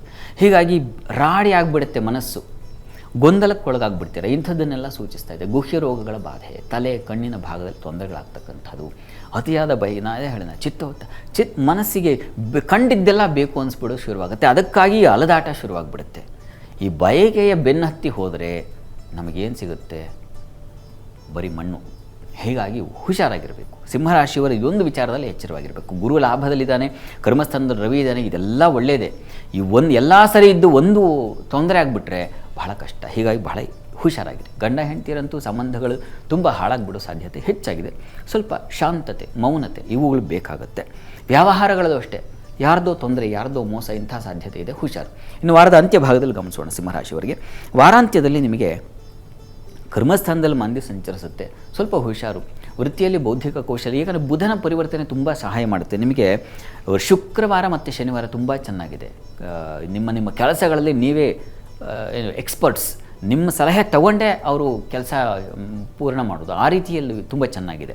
ಇನ್ನು ಪರಿಹಾರ ಏನಪ್ಪ ಸಿಂಹರಾಶಿಯವರಿಗೆ ಅಂತಂದರೆ, ಸಿಂಹರಾಶಿಯವರು ಮುಖ್ಯವಾಗಿ ಸುಬ್ರಹ್ಮಣ್ಯ ಕವಚವನ್ನು ಹೇಳ್ಕೊಳ್ಳಿ. ಅದು ನೋಡಿ, ಸಿಂಹರಾಶಿಯವರಿಗೆ ರಾಹುವಿನಿಂದಾಗಿ ಗುಹ್ಯ ಸ್ಥಾನಗಳಲ್ಲಿ ತೊಂದರೆ, ಹೀಗಾಗಿ ಸುಬ್ರಹ್ಮಣ್ಯ ಕವಚ ಹೇಳ್ಕೊಳ್ಳೋದು. ಗಣಪತಿ ಪ್ರಾರ್ಥನೆಯನ್ನು ಗಣಪತಿಗೆ ಅಭಿಷೇಕ ಮಾಡಿಸಿ. ಏನು ಹೇಗೆ ಅಂದರೆ ಕಬ್ಬಿನ ಹಾಲು, ಇಕ್ಷುರಸ ಅಂತ ಕರೀತಾರೆ, ಅದರಿಂದ ಅಭಿಷೇಕ ಮಾಡಿಸಿ ತೀರ್ಥ ಸೇವನೆ ಮಾಡಿದರೆ ತುಂಬ ಒಳ್ಳೆಯದು. ಇನ್ನು ಕನ್ಯಾ ರಾಶಿ ನೋಡೋಣ. ಕನ್ಯಾ ರಾಶಿಯವರಿಗೆ ನಿಮ್ಮ ರಾಶಿಯಿಂದ ವ್ಯಯದಲ್ಲಿ ಕೇತು ಸಂಚರಿಸ್ತಾನೆ ಮತ್ತು ಷಷ್ಠದಲ್ಲಿ ರಾಹು. ಶತ್ರುಗಳ ಬಾಧೆ ಹೆಚ್ಚಾಗುತ್ತೆ, ರೋಗ ಬಾಧೆ ಹೆಚ್ಚಾಗುತ್ತೆ, ಸಾಲ ಬಾಧೆ ಹೆಚ್ಚಾಗುತ್ತೆ, ಹೆಚ್ಚಿನ ವ್ಯಯ, ಅಲೆದಾಟ. ವೃತ್ತಿಯಲ್ಲೂ ಸ್ವಲ್ಪ ಮಟ್ಟಿಗೆ ಪರವಾಗಿಲ್ಲ, ವೃತ್ತಿಯಲ್ಲಿ ಅನುಕೂಲ, ಯಾಕಂದರೆ ಬುಧ ಭಾಗ್ಯಕ್ಕೆ ಹೋಗ್ತಾನೆ, ತೊಂದರೆ ಇಲ್ಲ. ಕೊನೆಗೆ ವಾರದ ಆದಿಯಲ್ಲಂತೂ ಆರೋಗ್ಯದ ವಿಚಾರದಲ್ಲಿ ಹುಷಾರಾಗಿರಿ. ಶರೀರಕ್ಕೇನು ತರಚುವುದು, ಗಾಯ ಆಗೋದು, ಶತ್ರುಗಳ ವ್ಯೂಹಕ್ಕೆ ಸಿಕ್ಕಾಕೊಳ್ಳೋದು, ಈ ಥರದ್ದೆಲ್ಲ ಇದೆ. ವ್ಯಯ, ಅಲೆದಾಟ ಇದೆ ಕೇತುವಿನಿಂದಾಗಿ. ಹೀಗಾಗಿ ಕೆಲಸಕ್ಕಾಗಿ ಒಂದು ಸೈನ್ ಆಗಬೇಕು ಅಂತಂದ್ರೂ 20 ಸಲ ಅಲ್ದಾಡಿಸ್ತಾರೆ, ಆ ಥರ ಆಗುತ್ತೆ. ಅಥವಾ ನೀವು ಯಾವುದೋ ಒಂದು ಅಂಗಡಿಗೆ ಹೋಗಿದ್ರು ಕೂಡ ಅದನ್ನು ಬಿಟ್ಟು ಬಂದೆ, ಅದನ್ನು ಮರೆತು ಬಂದೆ, ಮತ್ತೆ ಹೋಗು, ಮತ್ತೆ ತೊಗೊಂಬ, ಮತ್ತೆ ಹೋಗು, ಈ ಥರದ್ದು ಅಂತೂ ಅಲೆದಾಟ, ಆ ಥರದ್ದನ್ನು ಸೂಚಿಸ್ತಾ ಇದೆ. ಮತ್ತು ಕಣ್ಣಿನ ಬಾಧೆಗಳು ಬರಬಹುದು, ಸ್ವಲ್ಪ ಹುಷಾರು. ಕನ್ಯಾ ರಾಶಿಯವರು ವಾರದ ಆದಿಯಲ್ಲಿ ಎಚ್ಚರವಾಗಿರಿ. ವಾರದ ಅಂತ್ಯಭಾಗದಲ್ಲಿ ಗಮನಿಸ್ಕೊಂಡ್ರೆ ವೃತ್ತಿಯಲ್ಲಿ ಸ್ವಲ್ಪ ತೊಂದರೆಗಳು ಅನುಭವಿಸೋ ಸಾಧ್ಯತೆ ಇದೆ, ಹುಷಾರು. ಆದರೆ ಬುಧನ ಸಂಜೆ ಶುಕ್ರವಾರ ಶನಿವಾರ ತುಂಬ ಸರಿ ಹೋಗಿಬಿಡುತ್ತೆ. ಅದು ನಿಮಗೆ ದೈವಾನುಕೂಲದಿಂದ ಸಹಾಯಗಳು ಉಂಟಾಗ್ತಕ್ಕಂಥದ್ದು. ಕರ್ಮಸ್ಥಾನದಲ್ಲಿ ಗುರುವಿದ್ದಾನೆ, ಕರ್ಮಾಧಿಪತಿ ಭಾಗ್ಯಕ್ಕೆ ಸಂಚರಿಸ್ತಾ ಇದ್ದಾನೆ, ತುಂಬ ಚೆನ್ನಾಗಿದೆ. ದೈವಾನುಕೂಲದಿಂದ ಸಹಾಯ ಇತ್ಯಾದಿಗಳನ್ನು ಕಾಣ್ತಿರೋ ಸಂಶಯ ಬೇಡ. ಆದರೆ ಶತ್ರು ಸಾಲ ವಿಚಾರದಲ್ಲಿ ಸ್ವಲ್ಪ ಹುಷಾರಾಗಿರಿ, ಸಿಕ್ಕಾಕ್ಕೋಬೇಡಿ. ದಾಂಪತ್ಯದಲ್ಲಿ ಸಮಾಧಾನ, ಸಾಮರಸ್ಯ ಇದೆಲ್ಲ ತುಂಬ ಚೆನ್ನಾಗಿದೆ. ವಾರದ ಅಂತ್ಯದಲ್ಲಿ ತುಂಬ ಚೆನ್ನಾಗಿದೆ. ಕೊನೆಗೆ ಶುಕ್ರವಾರ ಶನಿವಾರ ಅಂತೂ ವೀಕೆಂಡ್ ಅಂತ ಏನಂತೀವಿ, ಆಗ ತುಂಬ ಚೆನ್ನಾಗಿದೆ, ಯೋಚನೆ ಮಾಡೋದು ಬೇಡ. ಕನ್ಯಾ ರಾಶಿಯವರಿಗೆ ಪರಿಹಾರಕ್ಕೆ ಏನಪ್ಪ ಅಂತಂದರೆ, ತಪ್ಪದೆ ನೀವು ಕೂಡ ನಾಗ ಕವಚ ಹೇಳ್ಕೊಳ್ಳಿ, ಅದು ತುಂಬ ಸಹಾಯವಾಗುತ್ತೆ. ಅದು ಬೇಕಾಗಿದೆ, ಅನಿವಾರ್ಯವಾಗಿದೆ, ನೀವಂತೂ ಹೇಳ್ಕೋಬೇಕು. ಶಾಸ್ತ್ರಿಗಳೇ, ಮುಂದಿನ ರಾಶಿಗಳಾಗಿರುವ ತುಲಾ, ವೃಶ್ಚಿಕ ಹಾಗೆ ಧನು ರಾಶಿಗಳ ಫಲಾಫಲ ಯಾವ ರೀತಿಯಾಗಿದೆ ಗಮನಿಸ್ತಾ ಹೋಗೋಣ. ನೋಡಿ, ನಿಮ್ಮ ರಾಶಿಯಿಂದ ಪಂಚಮ ಸ್ಥಾನಕ್ಕೆ ರಾಹುವಿನ ಪ್ರವೇಶ, ಲಾಭ ಸ್ಥಾನಕ್ಕೆ ಕೇತು ಪ್ರವೇಶ ಆಗುತ್ತೆ. ಇದೇನಪ್ಪ ಹೇಳುತ್ತೆ ಅಂದರೆ, ಲಾಭವನ್ನು ಹೇಳುತ್ತೆ, ಸ್ವಲ್ಪ ಬುದ್ಧಿ ಮಂಕುತನವನ್ನು ಹೇಳುತ್ತೆ. ಎರಡನ್ನೂ ನೋಡೋಣ. ಕಾರ್ಯಲಾಭ ಇದೆ, ವ್ಯಾಪಾರದಲ್ಲಿ ಲಾಭ ಇದೆ, ಉದರ ಬೆನ್ನಿನ ಭಾಗದಲ್ಲಿ ತೊಂದರೆ ಉಂಟಾಗೋ ಲಕ್ಷಣ ಖಂಡಿತ ಇದೆ. ಸ್ತ್ರೀಯರಿಗೆ ತೊಂದರೆಗಳಾಗ್ತಕ್ಕಂತಹ ಸಾಧ್ಯತೆ, ಕೆಲಸ ಕಾರ್ಯಗಳಲ್ಲಿ. ಅದು ನಿಮಗೆ ಚಂದ್ರನ ಸ್ಥಿತಿಗತಿ, ರಾಹು ಯುಕ್ತನಾಗ್ತಾನೆ ವಾರದ ಆದಿಯಲ್ಲಿ, ಅದು ಕಾರಣದಿಂದಾಗಿ ಮೇಜರಾಗಿ ನಾವು ಗಮನಿಸ್ತಕ್ಕಂಥದ್ದು ನಿಮ್ಮ ರಾಶಿಗೆ ಪಂಚಮ ಸ್ಥಾನದಲ್ಲಿ ರಾಹು ಹೋದಾಗ ಉದರ, ಇಂಟೆಸ್ಟೈನ್ ರಿಲೇಟೆಡ್ ಸಮಸ್ಯೆಗಳಾಗುತ್ತೆ. ಬೆನ್ನು ತುಂಬ ತೊಂದರೆ ಮಾಡುತ್ತೆ, ಕೂತ್ಕೊಳ್ಳೋಕ್ಕಾಗಲ್ಲ, ಓಡಾಡೋಕ್ಕಾಗಲ್ಲ, ಬಗ್ಗಕ್ಕೆ ಆ ಥರ ಆಗಿಬಿಡುತ್ತೆ. ಬೆನ್ನಿನ ಬಾಧೆ ಅದನ್ನು ಸೂಚಿಸುತ್ತೆ. ಮತ್ತು ಆಲೋಚನಾ ಶಕ್ತಿ ಕಳ್ಕೊಳ್ತೀರ, ದಡ್ಡತನ ಆವರಿಸುತ್ತೆ, ಅದರಿಂದಾಗಿ ಕೆಲಸ ಹಾನಿ ಆಗ್ತಕ್ಕಂತಹ ಸಾಧ್ಯತೆ ಹೆಚ್ಚಾಗಿದೆ. ಹೀಗಾಗಿ ಸ್ವಲ್ಪ ಹುಷಾರಬೇಕು. ಆದರೆ ಗುರುಬಲ ಇದೆಯಲ್ಲ, ಗುರುಬಲ ಇದ್ದಾಗ ಅಷ್ಟೆಲ್ಲ ಒಳ್ಳೆಯ ಫಲ ಹೇಳಿದ್ರಲ್ಲ ಅಂತಂದರೆ, ಆ ಫಲ ಅದಕ್ಕೆ, ಈ ಫಲ ಇದಕ್ಕೆ ಅಂತ. ಒಂದು ದಿನದಲ್ಲಿ ಗುರು ಹೋರೆಯೂ ಬರ್ತದೆ, ಆ ಹೋರೆ ಬಂದಾಗ ತುಂಬ ಚೆನ್ನಾಗಿರ್ತೀರ. ಶನಿ ಹೋರೆಗಳು ಇತ್ಯಾದಿ ಬಂದಾಗ ಸ್ವಲ್ಪ ಮಟ್ಟಿಗೆ ಮಂಕಾಗುತ್ತೆ. ರಾಹುವಿನ ಹೋರೆ ಇಲ್ಲ, ಹೀಗಾಗಿ ಶನಿವದ್ ರಾಹು ಅಂತ, ಶನಿ ಮನೆಯಲ್ಲಿ ರಾಹು ಸಂಚರಿಸುವಾಗ ಆ ಫಲ ಬರ್ತದೆ ಅಂತ. ಹೀಗಾಗಿ ಸ್ವಲ್ಪ ಹುಷಾರಾಗಿರಬೇಕು, ಅದನ್ನು ಸೂಚಿಸ್ತಾ ಇದೆ. ಇನ್ನು ಕೇತುವಿನ ಲಾಭಸ್ಥಾನ, ಅದು ಖಂಡಿತ ಲಾಭದಾಯಕವಾಗಿದೆ. ವಿದೇಶ ವಹಿವಾಟಿನ ಲಾಭ ಆಗಬಹುದು, ಸರ್ಕಾರಿ ವಲಯದಲ್ಲಿರ್ತಕ್ಕಂಥವರಿಗೆ ವಿಶೇಷವಾದ ಅನುಕೂಲಗಳಾಗಬಹುದು, ಹಿರಿಯರಿಂದ ಅನುಕೂಲಗಳಾಗ್ತಕ್ಕಂಥದ್ದು, ಒಳ್ಳೆಯ ಮಾರ್ಗದರ್ಶನ ಸಿಗ್ತಕ್ಕಂಥದ್ದು, ಈ ಥರದ್ದೆಲ್ಲ ಲಾಭ ಖಂಡಿತ. ಮುಖ್ಯವಾಗಿ ಆಧ್ಯಾತ್ಮ ಚಿಂತನೆಗೆ ದಾರಿಯಾಗುತ್ತೆ, ಒಳ್ಳೆಯ ಸಚ್ಚಿಂತನೆಗಳಾಗುತ್ತೆ, ಒಳ್ಳೆಯವರ ಸಂಘ ಏರ್ಪಾಡಾಗಿ ಯಾಕೋ ಸ್ವಲ್ಪ ಈ ಲೌಕಿಕ ವ್ಯವಹಾರ ಅನ್ನೋದು ಸ್ವಲ್ಪ ಬೇಡ, ಈ ಜಂಜಡದಿಂದ ಏಕಾಂತವಾಗಿ, ಈ ಥರದ್ದು ಒಂದು ಆಲೋಚನೆಯೂ ಬರುತ್ತೆ. ಧರ್ಮದ ಗುರು ಹಾಗೂ ಲಾಭದ ಕೇತು, ಇವುಗಳಿಂದಾಗಿ ಈ ಒಂದು ಒಳ್ಳೆಯ ಉಪಕಾರವಾಗುತ್ತೆ ನೋಡಿ. ಅಂಥ ಒಂದು ಕಾರ್ಯಗಳು ಖಂಡಿತ ಉಂಟಾಗುತ್ತೆ. ಇನ್ನು ವಾರದ ಅಂತ್ಯ ಭಾಗದಲ್ಲಿ ನೋಡೋಣ. ವಾರಾಂತ್ಯದಲ್ಲಿ ನಿಮಗೆ ಗುರುವಾರದಿಂದ ಮತ್ತೆ ಮುಂದೆ ನಿಮಗೆ ಆರೋಗ್ಯ ನಷ್ಟ ಇದೆ, ಧನ ನಷ್ಟ ಇದೆ, ವೃತ್ತಿಯಲ್ಲಿ ಮಾಮೂಲಿ ಅನುಕೂಲ ಚೆನ್ನಾಗಿದೆ, ಮಕ್ಕಳಿಂದ ಸಮಸ್ಯೆಗಳು, ಸ್ತ್ರೀಯರಿಗೆ ಅಸಮಾಧಾನ, ಸ್ವಲ್ಪ ಮಕ್ಕಳ ವಿಚಾರದಲ್ಲಿ ತುಂಬ ರಾಡಿ ಆಗುತ್ತೆ. ಅವ್ರು ಯಾವುದೋ ಕಂಪ್ಲೇಂಟ್ ತಂದುಬಿಡ್ತಾರೆ, ಅದು ನಿಮ್ಮ ವ್ಯಕ್ತಿತ್ವ ಹಾಳು ಮಾಡುತ್ತೆ. ನೀವು ಪಾಪ ಗಳಿಸಿರ್ತಕ್ಕಂಥ ಗೌರವ ಅದನ್ನೆಲ್ಲ ಪಾಪ ಸಮಸ್ಯೆ ಆಗಿಬಿಡುತ್ತೆ. ಹಾಗೆ ಪಾಪ ತಲೆ ತಗ್ಗಿಸ್ಬೇಕಾದ ಸಂದರ್ಭ ಬರುತ್ತೆ. ಹೀಗಾಗಿ ಮಕ್ಕಳ ಚಟುವಟಿಕೆಗಳಿಗೆ ಒಂದು ಕಣ್ಣಿಟ್ಟಿರಬೇಕಾಗುತ್ತೆ ಪೋಷಕರು. ಮಕ್ಕಳಿಂದಾಗಿ ಕಿರಿಕಿರಿ ಇದೆ. ಇದಕ್ಕೆ ಏನಪ್ಪ ಪರಿಹಾರ ಅಂತಂದರೆ, ತುಲಾರಾಶಿಯವರು ಏನು ಮಾಡಬಹುದು ಅಂತಂದರೆ, ಯಥಾಪ್ರಕಾರ ನಾಗಕ್ಷೇತ್ರ ದರ್ಶನ, ನಾಗ ಸನ್ನಿಧಾನದಲ್ಲಿ ಅಭಿಷೇಕಗಳನ್ನು ಮಾಡಿಸ್ತಕ್ಕಂಥದ್ದು, ನಾಗಕ್ಷೇತ್ರಗಳ ಒಂದು ಸೇವೆ, ಅಲ್ಲಿ ಹೋಗಿ ಸೇವೆಯನ್ನು ಮಾಡ್ತಕ್ಕಂಥದ್ದು, ಇವೆಲ್ಲ ತುಂಬ ಒಳ್ಳೆಯದು. ಇದನ್ನೇ ಮಾಡಿ. ಇನ್ನು ವೃಶ್ಚಿಕ ರಾಶಿ ಗಮನಿಸೋಣ. ವೃಶ್ಚಿಕ ರಾಶಿಯವರಿಗೆ ನಿಮ್ಮ ರಾಶಿಯಿಂದ 4, 10 ಈ ಮನೆಗಳಲ್ಲಿ ಸಂಚರಿಸ್ತಾ ಇರ್ತಾರೆ. ಬಂಧು ಸ್ನೇಹಿತರು ಸ್ವಲ್ಪ ಹುಷಾರಾಗಿರಬೇಕು. ಬಂಧುಗಳು ತುಂಬ ಅಟ್ಯಾಚ್ಮೆಂಟ್ ಇದೆಯಲ್ಲ, ಅದು ನಿಮ್ಮನ್ನು ರೋಗ ಅಂಟಿಸುತ್ತೆ. ಹೀಗಾಗಿ ಸ್ವಲ್ಪ ಹುಷಾರು. ಮತ್ತು ಭೂಮಿ ವ್ಯವಹಾರಗಳಲ್ಲಿ ಹುಷಾರಾಗಿರಿ, ಪ್ರಯಾಣದಲ್ಲಿ ಹುಷಾರಾಗಿರಿ. ಮುಖ್ಯವಾಗಿ ನಿವೇಶನ ಸೈಟು, ಅಲ್ಲಿ ಯಾವುದೋ ಹುತ್ತ ಇತ್ತು ಅದನ್ನೇನೋ ಹೊಡೆದು ಹಾಕು, ಈ ಥರದ್ದು ಇನ್ನೇನೋ ಅಂಥದ್ದೊಂದು ಅದಕ್ಕೆ ಪ್ರೇರಣೆ ಆಗಿಬಿಡುತ್ತೆ. ಹೇಳಿದ್ನಲ್ಲ, ಅದು ಹೇಗೆ ಅಂದರೆ ಆ ರೀತಿಯ ಸೆಳವು, ಗ್ರಹಗಳ ಸೆಳವು ಹೇಗೆ ಅಂದರೆ ನಮ್ಮನ್ನು ಹಾಗೆ ಎಲಿವೇಟ್ ಮಾಡಿಬಿಡುತ್ತೆ, ಅದನ್ನು ಮಾಡಿಸ್ಬಿಡುತ್ತೆ. ಹಾಗಾಗಿ ಏನಪ್ಪ ಮಾಡೋದು, ದೈವಾರಾಧನೆ ಮಾಡ್ಕೊಂಡು ಕಂಟ್ರೋಲ್ ಮಾಡ್ಕೋಬೇಕಾಗತ್ತೆ. ಇದು ನಾವು ಮಾಡಬೇಕಾಗಿರ್ತಕ್ಕಂಥದ್ದು. ಹೀಗಾಗಿ ಈ ವಿಚಾರಗಳಲ್ಲಿ ಹುಷಾರಾಗಿರಿ. ತಾಯಿಯ ವಿಚಾರದಲ್ಲೂ ಅಷ್ಟೇ, ತಾಯಿ ಬಂಧುಗಳ ವಿಚಾರದಲ್ಲಿ ಸ್ವಲ್ಪ ಎಚ್ಚರ. ತಾಯಿ ಆರೋಗ್ಯ ವ್ಯತ್ಯಾಸ ಆಗಿಬಿಡಬಹುದು, ಗಮನ ಇರಲಿ. ವೃತ್ತಿಯಲ್ಲೂ ಅಷ್ಟೇ, ನಿಮಗೆ ಕೆಲಸ ಕಾರ್ಯಗಳಲ್ಲಿ ತೊಡಕುಗಳು, ವಿಘ್ನಗಳು, ಹಾದಿ ತಪ್ಪಿ ಬಿಡ್ತಕ್ಕಂಥದ್ದು. ನೀವು ಇದು ಮಾಡಬೇಕಾಗಿತ್ತು, ಇನ್ಯಾವುದೋ ಮಾಡಿ ಕೊನೆಗೆ ಅದು ಮಾಡಬೇಕಿತ್ತು ಅಂತ ಅನಿಸುತ್ತೆ, ಆ ಥರ ಆಗುತ್ತೆ. ಅಥವಾ ಮಾಡುವ ಕೆಲಸವೇ ಪುನಃ ಮಾಡು, ಈ ಥರದ್ದೊಂದು ಸಮಸ್ಯೆಗಳು ನಿಮ್ಮನ್ನು ಕಾಡುತ್ತವೆ. ಹೀಗಾಗಿ ವೃತ್ತಿ ವಿಚಾರದಲ್ಲಿ, ಬಂಧುಗಳ ವಿಚಾರದಲ್ಲಿ, ಸ್ನೇಹ ವಿಚಾರದಲ್ಲಿ ಸ್ವಲ್ಪ ಹುಷಾರಾಗಿರಬೇಕು. ಅದನ್ನು ಪ್ರಧಾನವಾಗಿ ತೋರಿಸ್ತಾ ಇದೆ. ಇನ್ನು ವಾರದ ಅಂತ್ಯ ಗಮನಿಸೋಣ ವೃಶ್ಚಿಕ ರಾಶಿಯವರಿಗೆ. ವಾರದ ಅಂತ್ಯದಲ್ಲಿ ಚಂದ್ರಮಾಂದಿಯರನ್ನು ಗಮನಿಸ್ಕೊಂಡು ನೋಡೋದಾದರೆ ಬಂಧುಗಳಿಂದ ಲಾಭ ತುಂಬ ಚೆನ್ನಾಗಿದೆ. ವೃತ್ತಿಯಲ್ಲಿ ಅನಾನುಕೂಲ ಸೂಚಿಸ್ತಾ ಇದೆ. ಸ್ತ್ರೀಯರಿಗೆ ಸ್ವಲ್ಪ ಹುಷಾರು, ಎಚ್ಚರವಾಗಿರಿ. ಪ್ರಯಾಣದಲ್ಲಿ ನೀವು ಸ್ತ್ರೀಯರು ಹುಷಾರು, ಎಚ್ಚರಿಕೆಯನ್ನು ಇಟ್ಕೋಬೇಕಾಗುತ್ತೆ. ಮನಸ್ಸು ಸ್ವಲ್ಪ ಚಂಚಲವಾಗುತ್ತೆ, ಚಿತ್ತ ಚಾಂಚಲ್ಯ ಅದು ಇದೆ. ಹೀಗಾಗಿ ಎಚ್ಚರವಾಗಿರಬೇಕು. ವೃಶ್ಚಿಕ ರಾಶಿಯವರು ಬಹಳ ಎಚ್ಚರಿಕೆಯಿಂದ ಇರಬೇಕು, ಅದು ವೃತ್ತಿ ಸ್ಥಳದಲ್ಲಿ. ಪ್ರಾರ್ಥನೆಗೆ ಏನಪ್ಪ ಮಾಡೋದು ಅಂತಂದರೆ, ಒಂದು ನಾಗ ಸ್ತೋತ್ರ, ನಾಗ ಸನ್ನಿಧಾನಕ್ಕೆ ಅರಿಶಿನ ಸಮರ್ಪಣೆ ಮಾಡಿದ್ರೆ ತುಂಬ ಒಳ್ಳೆಯದು. ನಾಗದೇವರಿಗೆ ಅರಿಶಿಣದ ಅಲಂಕಾರ ಮಾಡ್ತಾರೆ, ಅದನ್ನು ಮಾಡಿಸಿ. ಪ್ರತಿ ಮಂಗಳವಾರ ಮಾಡಿಸಿ, ತುಂಬ ಸಹಾಯವಾಗುತ್ತೆ. ಮಾಡಿಸಿ ನೋಡಿ. ಇನ್ನು ಧನುರಾಶಿ ಗಮನಿಸೋಣ. ಧನುರಾಶಿಯವರಿಗೆ ವಾರದ ಆದಿಯಲ್ಲಿ ನೋಡಿ, ತೃತೀಯದ ರಾಹುವಿನಿಂದಾಗಿ ಧೈರ್ಯ, ಸಾಹಸ, ಹುಂಬತನ ಇದೆಲ್ಲ ಇದೆ. ಇತ್ತ ಕೇತುವಿನಿಂದಾಗಿ ತಂದೆ ಮಕ್ಕಳಲ್ಲಿ ಮನಸ್ತಾಪ ಕೂಡ ಉಂಟಾಗುತ್ತೆ.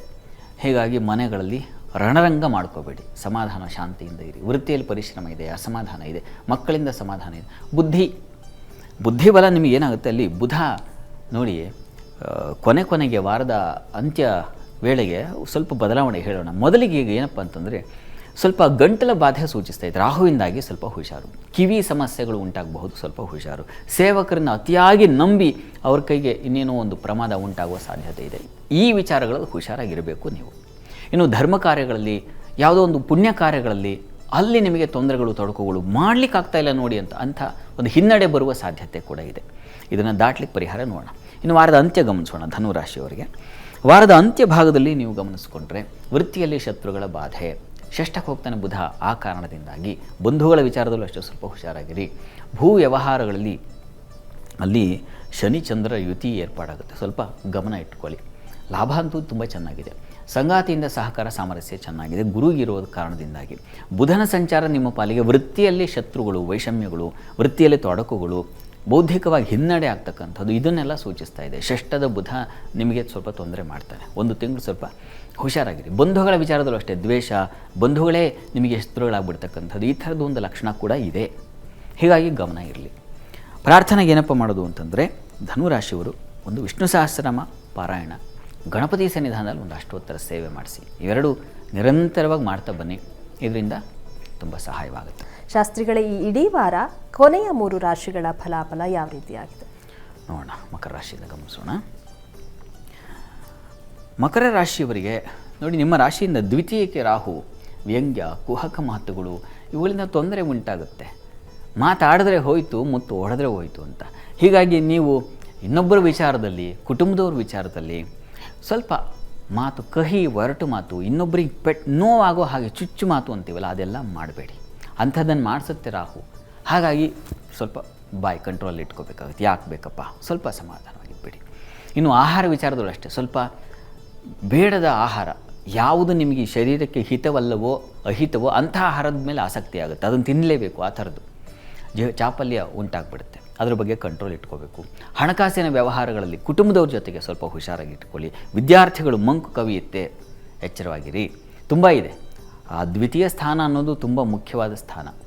ನಿಮಗೂ ಅಷ್ಟೇ ಹಲ್ಲಿನ ಬಾಧೆಗಳು ಉಂಟಾಗಬಹುದು, ನಾಲಿಗೆ ತೊಂದರೆಗಳು ಉಂಟಾಗಬಹುದು. ಹುಷಾರು, ಎಚ್ಚರ. ಹಲ್ಲು ಉಳುಕ ಆಗೋದು ಅಂತಾರಲ್ಲ, ಆ ರೀತಿಯಲ್ಲಿ ತೊಂದರೆ ಆಗ್ತಕ್ಕಂಥ ಸಾಧ್ಯತೆ. ಮತ್ತು ರೂಟ್ ಕೆನಾಲ್ ಮಾಡಿ ತೆಗೆದು ಮತ್ತೆ ಇನ್ನೊಂದು ಹಲ್ಲು ಫಿಕ್ಸ್ ಮಾಡಿ, ಈ ಥರದ್ದೆಲ್ಲ ಸಾಧ್ಯತೆಗಳಿದ್ದಾವೆ. ಸ್ವಲ್ಪ ಹುಷಾರು. ಇನ್ನು ಅಷ್ಟಮದ ಕೇತು ಕೂಡ ಅವನು ಆರೋಗ್ಯವನ್ನು ಹಾಳು ಮಾಡ್ತಾನೆ. ಹೀಗಾಗಿ ಆಯುಧ, ವಸ್ತುಗಳು ಇಂಥವುಗಳಿಂದ ತೊಂದರೆ ಉಂಟಾಗೋ ಸಾಧ್ಯತೆ ಇದೆ. ಶಸ್ತ್ರ, ಅಸ್ತ್ರ, ಇನ್ಯಾವುದೋ ಚಾಕು, ಚೂರಿ ಇಂಥ ಹುಷಾರು. ಇಷ್ಟೇ, ಇವುಗಳನ್ನೇ ಹೇಳ್ತಾ ಇದೆ. ರಾಹುಕೇತುಗಳು ಪ್ರಧಾನವಾಗಿ ಗಮನಿಸ್ಕೊಂಡ್ರೆ ಒಂದು ಹಣ, ಒಂದು ನಷ್ಟ, ಎರಡೂ ತೊಂದರೆ. ಹೀಗಾಗಿ ಸ್ವಲ್ಪ ಎಚ್ಚರಿಕೆ ಇರಬೇಕು ಬಹಳನೇ ಅನ್ನೋದನ್ನು ಸೂಚಿಸ್ತಾರೆ. ಮತ್ತು ದ್ವೇಷ, ಅವಮಾನ, ಯಾವುದೋ ಒಂದು ಕಾರ್ಯ ಆಗಲಿಲ್ಲ ಅದು ನಿಮ್ಮಿಂದನೇ, ಈ ಥರದ ಒಂದು ಆರೋಪ ಬಂದ್ಬಿಡೋ ಸಾಧ್ಯತೆ ಇರ್ತದೆ. ತನ್ಮೂಲಕ ನೀವು ಖಿನ್ನರಾಗ್ತೀರ, ಮನಸ್ಸಿಗೆ ಬೇಸರ ಮಾಡ್ಕೋತೀರ, ಮತ್ತು ಯೋಚನೆ ಮತ್ತು ಸಮಯ ವ್ಯರ್ಥ ಮಾಡ್ಕೊಳ್ಳೋದು ಹೀಗೆಲ್ಲ ಇದೆ. ಸ್ವಲ್ಪ ಹುಷಾರು. ಇನ್ನು ವಾರದ ಅಂತ್ಯ ಭಾಗ ಗಮನಿಸೋಣ. ವಾರಾಂತ್ಯದಲ್ಲಿ ಮಕರ ರಾಶಿಯವರಿಗೆ ನೋಡಿ, ಬಂಧು ಮಿತ್ರರಿಂದ ಸಹಕಾರ ಚೆನ್ನಾಗಿದೆ, ಮಕ್ಕಳಿಂದ ಸಮಾಧಾನ ಸಂತೋಷ ಇದೆ. ಅದು ಬುಧನ ಪರಿವರ್ತನೆ ನಿಮಗೆ ಸಹಾಯ ಮಾಡಿಕೊಡ್ತದೆ. ಸ್ತ್ರೀಯರಿಗೆ ಸಹೋದರರಲ್ಲಿ ಮನಸ್ತಾಪ ಬರೋ ಸಾಧ್ಯತೆ ಇದೆ, ಸ್ವಲ್ಪ ಹುಷಾರು. ಆರೋಗ್ಯದ ಕಡೆ ಸ್ವಲ್ಪ ಗಮನ ತೆಗೆದುಕೊಳ್ಳಿ. ಬಂಧುಗಳಿಂದ ಉಪಕಾರ ಇದೆ. ಬುಧ ಪಂಚಮಕ್ಕೆ ಹೋದಾಗ ಬುದ್ಧಿಶಕ್ತಿ ಹೆಚ್ಚು ಮಾಡ್ತಾನೆ, ಸಂಶಯ ಇಲ್ಲ ಅದರಲ್ಲಿ. ಹೀಗಾಗಿ ಆಲೋಚನಾ ಶಕ್ತಿ ಹೆಚ್ಚುತ್ತೆ, ಒಳ್ಳೆ ರೀತಿಯ ಯೋಚನೆಗಳು ಬರುತ್ತೆ. ಬುಧನಿಂದಾಗಿ ಉತ್ಕೃಷ್ಟವಾದ ಫಲ ಇದೆ. ಮಕ್ಕಳ ವಿಚಾರದಲ್ಲೂ ಸಮಾಧಾನ, ಸಂತೋಷ ಇವೆಲ್ಲ ತುಂಬ ಚೆನ್ನಾಗಿದ್ದಾವೆ. ವೃತ್ತಿಯ ಅಧಿಪತಿ ವಸ್ತುತಃ ನಿಮಗೆ ಶುಕ್ರ, ಅವನ ಬಲ ಇದ್ದೇ ಇದೆ. ಹೀಗಾಗಿ ಕೆಲಸ ಕಾರ್ಯಗಳಿಗೇನು ತೊಂದರೆ ಆಗೋದಿಲ್ಲ, ಆತಂಕ ಮಾಡ್ಕೋಬೇಡಿ. ಆಗಲೇ ಹೇಳಿದ ಹಾಗೆ ಆಹಾರ ಮತ್ತು ಆರೋಗ್ಯ ಮತ್ತು ನಷ್ಟ ಈ ವಿಚಾರಗಳಲ್ಲಿ ಸ್ವಲ್ಪ ಹುಷಾರಾಗಿರಿ. ಪ್ರಾರ್ಥನೆಗೆ ಏನಪ್ಪ ಮಾಡೋದು ಅಂದರೆ, ಮಕರ ರಾಶಿಯವರು ತಪ್ಪದೇ ನಾಗ ಕವಚ ಹೇಳ್ಕೊಳ್ಳಿ, ನಾಗ ಪ್ರಾರ್ಥನೆ ಮಾಡಿ, ನಾಗ ಸನ್ನಿಧಾನ, ನಾಗಕ್ಷೇತ್ರಗಳ ದರ್ಶನ ಮಾಡಿ. ಇದೆಲ್ಲ ತುಂಬ ಸಹಾಯವಾಗುತ್ತೆ. ನಿರಂತರವಾಗಿ ನಾಗನ ಒಂದು ಅನುಸಂಧಾನ, ಕ್ಷೇತ್ರ ದರ್ಶನ ಇದನ್ನು ತಪ್ಪದೇ ಮಾಡ್ತಾ ಬನ್ನಿ. ನಿಮಗೆ ಸ್ವಲ್ಪ ತೊಂದರೆ ಇದೆ, ಹೀಗಾಗಿ ಹುಷಾರಾಗಿರಿ. ಜಾತಕಗಳನ್ನು ನೋಡ್ಕೋಬೇಕು. ಬರೀ ಇದರ ಮೇಲೆ ನಿಂತುಕೊಂಡು ಏನಪ್ಪ ಹೀಗೆ ಹೇಳಿಬಿಟ್ಟಿದ್ರೆ ಆತಂಕ ಮಾಡ್ಕೋಬೇಡಿ, ಅದೂ ಕೂಡ ಮುಖ್ಯವಾಗಿ ಬೇಕಾಗುತ್ತೆ. ಹಗುರವಾಗಿ ತಗೊಳ್ಳಿ. ಇರೋ ಪರಿಹಾರ ಮಾಡಿಸಿದ್ರೆ ಸಾಕಾಗುತ್ತೆ, ಆತಂಕ ಬೇಡ. ಇನ್ನು ಕುಂಭರಾಶಿಗೆ ಹೋಗೋಣ. ಕುಂಭರಾಶಿಯವರಿಗೆ ವಾರದ ಆದಿಯಲ್ಲಿ ಆರೋಗ್ಯದಲ್ಲಿ ಸ್ವಲ್ಪ ತೊಂದರೆಗಳು ಏರ್ಪಾಡಾಗುತ್ತೆ. ಜನ್ಮದ ರಾಹು, ಚರ್ಮಬಾಧೆ, ದಾಂಪತ್ಯದಲ್ಲಿ ಕೇತು ಬಂದುಬಿಡ್ತಾನೆ ಸಪ್ತಮದಲ್ಲಿ, ದಾಂಪತ್ಯದಲ್ಲಿ ಅಸಮಾಧಾನ. ವೃತ್ತಿಯಲ್ಲಿ ಅನುಕೂಲ ಚೆನ್ನಾಗಿದೆ, ಅದರಲ್ಲಿ ಸಂಶಯ ಇಲ್ಲ. ಆರೋಗ್ಯ ಮತ್ತು ದಾಂಪತ್ಯ ಈ ವಿಚಾರಗಳಲ್ಲಿ ನಿಮಗೆ ತುಂಬ ತೊಂದರೆಗಳನ್ನು ಸೂಚಿಸ್ತಾ ಇದೆ. ಸ್ತ್ರೀಯರಿಗೆ ಆತಂಕ, ಆಕ್ಷೇಪಣೆಗಳು ಬರುತ್ತೆ, ಆರೋಪ ಹೊತ್ತುಕೊಳ್ಳುವ ಪರಿಸ್ಥಿತಿ ಬಂದ್ಬಿಡುತ್ತೆ. ಹೀಗಾಗಿ ಹುಷಾರಾಗಿರಿ. ಮುಖ್ಯವಾಗಿ ಚರ್ಮ ಸಂಬಂಧಿ ಕಣ್ಣಿನ ಬಾಧೆ ಸೂಚಿಸ್ತಾ ಇದೆ. ಆಮೇಲೆ ತಲೆ ಸಿಡಿದು ಹೋಳಾಗುತ್ತೆ, ಟೆನ್ಷನ್ ಆ ಮಟ್ಟಕ್ಕೆ. ರಾಹು ಹೇಗೆ ಅಂದರೆ ಅದು ಒಂಥರ ಟೆನ್ಷನನ್ನು ಇಂಜೆಕ್ಟ್ ಮಾಡಿದ ಹಾಗೆ, ಆ ರೀತಿಯಲ್ಲೇ ತಲೆ ಛಿದ್ರವಾಗಬೇಕು, ಅಷ್ಟು ಆಲೋಚನೆಗಳು ಬಂದುಬಿಡುತ್ತೆ. ಅದರ ಒಂದು ಎದುರಿಸಬೇಕಾಗುತ್ತೆ ನೀವು. ಹೀಗಾಗಿ ಸ್ವಲ್ಪ ಹುಷಾರು. ಸಪ್ತಮದ ಕೇತು ವ್ಯಾಪಾರ ತೊಂದರೆಯನ್ನು ಉಂಟು ಮಾಡ್ತಾನೆ, ಮತ್ತು ಗುಹ್ಯ ಸ್ಥಾನಗಳಲ್ಲಿ ತೊಂದರೆಗಳಾಗಬಹುದು, ಅಂಥದ್ದೊಂದು ಲಕ್ಷಣ. ಹೀಗಾಗಿ ಹುಷಾರು. ಇಷ್ಟೆಲ್ಲ ಸಮಸ್ಯೆಗಳನ್ನ ಮಾಡ್ತಾರೆ. ಉಳಿದ ಹಾಗೆ ಬೇರೆ ಗ್ರಹಗಳ ಸ್ವಲ್ಪ ಫಲ ಇದೆಯಲ್ಲ. ಶುಕ್ರನು ಚೆನ್ನಾಗಿದ್ದಾನೆ, ಹಣಕಾಸಿಗೆ ತೊಂದರೆ ಆಗಲ್ಲ, ಕುಟುಂಬ ಸಮೃದ್ಧಿ ಚೆನ್ನಾಗಿದೆ. ಪಂಚಮದ ಗುರುಬಲ ಅಂತೂ ಇದ್ದೇ ಇದೆ. ಇವುಗಳ ಬಲದಿಂದ ಮತ್ತು ಗುರುದೃಷ್ಟಿ ನಿಮ್ಮ ರಾಶಿಗಿದೆ. ಹೀಗಾಗಿ ಖಂಡಿತ ಆತಂಕ ಬೇಡ. ಗುರುದೃಷ್ಟಿ ಇದ್ದಾಗ ಆರೋಗ್ಯ ತೊಂದರೆ ಆಗ್ತಾ ಇದ್ದರೂ ಅದನ್ನು ಹಾಗೆ ಚೇತರಿಸ್ಕೊಳ್ಳೋ ಶಕ್ತಿಯನ್ನು ಗುರು ಕೊಡ್ತಾನೆ, ಯೋಚನೆ ಮಾಡಬೇಡಿ. ಇನ್ನು ವಾರದ ಅಂತ್ಯದಲ್ಲಿ ನೋಡೋಣ. ವಾರಾಂತ್ಯದಲ್ಲಿ ಸ್ವಲ್ಪ ಸ್ತ್ರೀಯರಿಗೆ ಮಾತಿನ ಬಲ ಚೆನ್ನಾಗಿದೆ, ವೃತ್ತಿಯಲ್ಲಿ ಅನುಕೂಲ ಚೆನ್ನಾಗಿದೆ, ಅದರಲ್ಲೇ ಸಂಶಯ ಇಲ್ಲ. ಆರೋಗ್ಯ ವಿಚಾರದ ಸ್ವಲ್ಪ ಹುಷಾರಾಗಿರಬೇಕು. ಸ್ತ್ರೀಯರು ಬಂಧುಗಳ ಸಹಕಾರ ತುಂಬ ಚೆನ್ನಾಗಿದೆ. ಬಂಧುಗಳ ವಿಚಾರದಲ್ಲಿ ನಿಮಗೆ, ಯಾಕೆಂದರೆ ಬುಧ ಚತುರ್ಥಕ್ಕೆ ಬಂದಾಗ ತಾಯಿ ಬಂಧುಗಳಿಂದ ತುಂಬ ಸಹಕಾರ, ವಾಹನ ಖರೀದಿ ಉಂಟಾಗುತ್ತೆ, ವಿಹಾರ, ಪ್ರಯಾಣ, ಈ ಥರದ್ದು ಸ್ನೇಹಿತರ ಜೊತೆಗೆ ಹೆಚ್ಚು ಕಾಲ ಇರತಕ್ಕಂಥದ್ದು. ಮನೆಯೇ ಸೇರಲ್ಲ ರೀ, ಯಾವಾಗಲೂ ಫ್ರೆಂಡ್ಸು ಈ ಥರದ್ದೆಲ್ಲ ಫಲ ತುಂಬ ಚೆನ್ನಾಗಿದೆ. ಒಳ್ಳೆಯದೇ, ಎಲ್ಲಿ ಹಿತವಾಗುತ್ತೋ ಅಲ್ಲಿ ಇರೋದು ತುಂಬ ಒಳ್ಳೆಯದು. ವೃತ್ತಿಯಲ್ಲೂ ಅನುಕೂಲ, ಎಲ್ಲ ಚೆನ್ನಾಗಿದೆ. ಕೊನೆಯಲ್ಲೆಲ್ಲ ಅನುಕೂಲಕರವಾಗಿದೆ. ಸುಗ್ರಾಸ ಭೋಜನ, ಕುಟುಂಬ ಸೌಖ್ಯ ಎಲ್ಲ ಚೆನ್ನಾಗಿದೆ. ಪ್ರಾರ್ಥನೆಗೆ ಏನಪ್ಪ ಅಂತಂದರೆ ತಪ್ಪದೇ ನಾಗಕವಚ ಹೇಳ್ಕೊಳ್ಳಿ. ನಾಗ ಪ್ರಾರ್ಥನೆ, ನಾಗಕವಚ ತಪ್ಪಿಸಲೇಬಾರ್ದು. ಮತ್ತು ಪ್ರತಿ ಮಂಗಳವಾರ ಒಂದು ಸಲ ಗಣಪತಿ ಸನ್ನಿಧಾನಕ್ಕೆ ಹೋಗ್ಬನ್ನಿ, ಅದು ತುಂಬ ಸಹಾಯವಾಗುತ್ತೆ. ಇನ್ನು ಮೀನರಾಶಿಗೆ ಹೋಗೋಣ. ಮೀನರಾಶಿಯವರಿಗೆ ವಾರದ ಆದಿಯಲ್ಲಿ ನಿಮಗೆ ನೋಡಿ, ವ್ಯಯದಲ್ಲಿ ರಾಹು ಸಂಚರಿಸ್ತಾನೆ ಮತ್ತು ಷಷ್ಠದಲ್ಲಿ ಕೇತು ಸಂಚರಿಸ್ತಾನೆ. ಇದೇನಪ್ಪ ಮಾಡುತ್ತೆ ಅಂತಂದರೆ ಶತ್ರು, ಸಾಲ, ಅಸಮಾಧಾನ, ವೃತ್ತಿ ಇವುಗಳ ಜೊತೆಗೆ ವ್ಯಯ, ಆರೋಗ್ಯದಲ್ಲಿ ಏರುಪೇರು, ಕಾಲು, ನರ ಸಂಬಂಧಿ ತೊಂದರೆಗಳು, ಕಾಲಿಗೆ ಪೆಟ್ಟಾಗುವ ಸಾಧ್ಯತೆ ಜಾಸ್ತಿ. ಅಪವ್ಯಯ, ಬೇಡದ್ದಕ್ಕೆ ಹಣ ಸುರಿದು ಕೊನೆಗೆ ಪಶ್ಚಾತ್ತಾಪ ಪಡೋ ಸಾಧ್ಯತೆ ಜಾಸ್ತಿ. ಇವುಗಳನ್ನೆಲ್ಲ ಸೂಚಿಸ್ತಾ ಇದೆ. ಹುಷಾರು. ಶತ್ರುಗಳ ಬಾಧೆ, ಸಾಲ ಬಾಧೆ ಸಿಕ್ಕಾಕೊಳ್ತೀರಾ, ದ್ವೇಷಕ್ಕೆ ಗುರಿಯಾಗುತ್ತೆ. ಇಷ್ಟು ದಿವಸ ಚೆನ್ನಾಗಿದ್ದಪ್ಪ, ಯಾಕೆ ಈಗ ಹತ್ತು ಬಿಟ್ಟಿದೆ ಆ ಥರದೊಂದು ಕೋಪ, ತಾಪ, ಇದನ್ನೆಲ್ಲ ಶುರುವಾಗ್ಬಿಡುತ್ತೆ. ಮುಖ್ಯವಾಗಿ ನರಗಳ ಬಾಧೆ ಜಾಸ್ತಿ ಆಗುತ್ತೆ. ಕಾಲು ಊರ್ಲಿಕ್ಕಾಗಲ್ಲ, ಕಾಲು ಊದ್ಕೊಳ್ತು, ನರಗಳ ದೌರ್ಬಲ್ಯ, ವೆಯ್ನ್ಸ್ ರಿಲೇಟೆಡ್ ಆಗಿರತಕ್ಕಂಥ ತೊಂದರೆಗಳು, ಇದೆಲ್ಲ ಸ್ವಲ್ಪ ಜಾಸ್ತಿ ಆಗುತ್ತೆ. ಸ್ವಲ್ಪ ಹುಷಾರು. ಹಾಗಂತ ಗುರು ಚತುರ್ಥದಲ್ಲಿದ್ದಾನೆ, ಅವನು ಸ್ವಲ್ಪ ಸೌಖ್ಯ ಉಂಟು ಮಾಡ್ತಾನೆ, ಗಾಬರಿ ಮಾಡ್ಕೋಬೇಡಿ. ಹೀಗಿದೆ ಅಂದಾಗ ನಾನು ಆಗಲೇ ಹೇಳಿದ ಹಾಗೆ ಎಚ್ಚರಿಕೆ ತೊಗೊಳ್ಳೋದು, ಪ್ರಿಕಾಷನ್ಸ್ ತೊಗೊಳ್ಳೋದು, ಅದು ಬಹಳ ಮುಖ್ಯ. ಆ ದೃಷ್ಟಿಯಿಂದ ಹೇಳ್ತಾ ಇದ್ದೀನಿ ಅಷ್ಟೇ. ಉಳಿದ ಹಾಗೆ ಚಂದ್ರನ ಸಂಚಾರ ಕೂಡ ಸ್ವಲ್ಪ ಆ ವಾರದ ಆದಿಯಲ್ಲಿ ಸ್ವಲ್ಪ ವೀಕ್ ಆಗಿದೆ, ಸ್ವಲ್ಪ ಹೆಚ್ಚು ವ್ಯಯ ಮಾಡ್ಕೊಳ್ತೇವೆ. ಸ್ತ್ರೀಯರಿಗೆ ಹೆಚ್ಚಿನ ವ್ಯಯ ಸೂಚಿಸ್ತಾ ಇದೆ, ಹುಷಾರು. ಇನ್ನು ವಾರದ ಅಂತ್ಯ ಭಾಗದಲ್ಲಿ ಗಮನಿಸೋಣ. ವಾರಾಂತ್ಯದಲ್ಲಿ ಸ್ವಲ್ಪ ಟೆನ್ಷನ್ ಮಾಡ್ಕೊಳ್ತೀರಾ, ಸ್ತ್ರೀಯರಿಗೆ ಹೆಚ್ಚಿನ ಒತ್ತಡ ಉಂಟಾಗೋ ಸಾಧ್ಯತೆ ಇದೆ. ಸಹೋದರ ಸಹಕಾರ ಚೆನ್ನಾಗಿದೆ, ಮಕ್ಕಳಿಂದ ಸಹಕಾರ ಸಿಗುತ್ತೆ, ಯೋಚನೆ ಮಾಡಬೇಡಿ.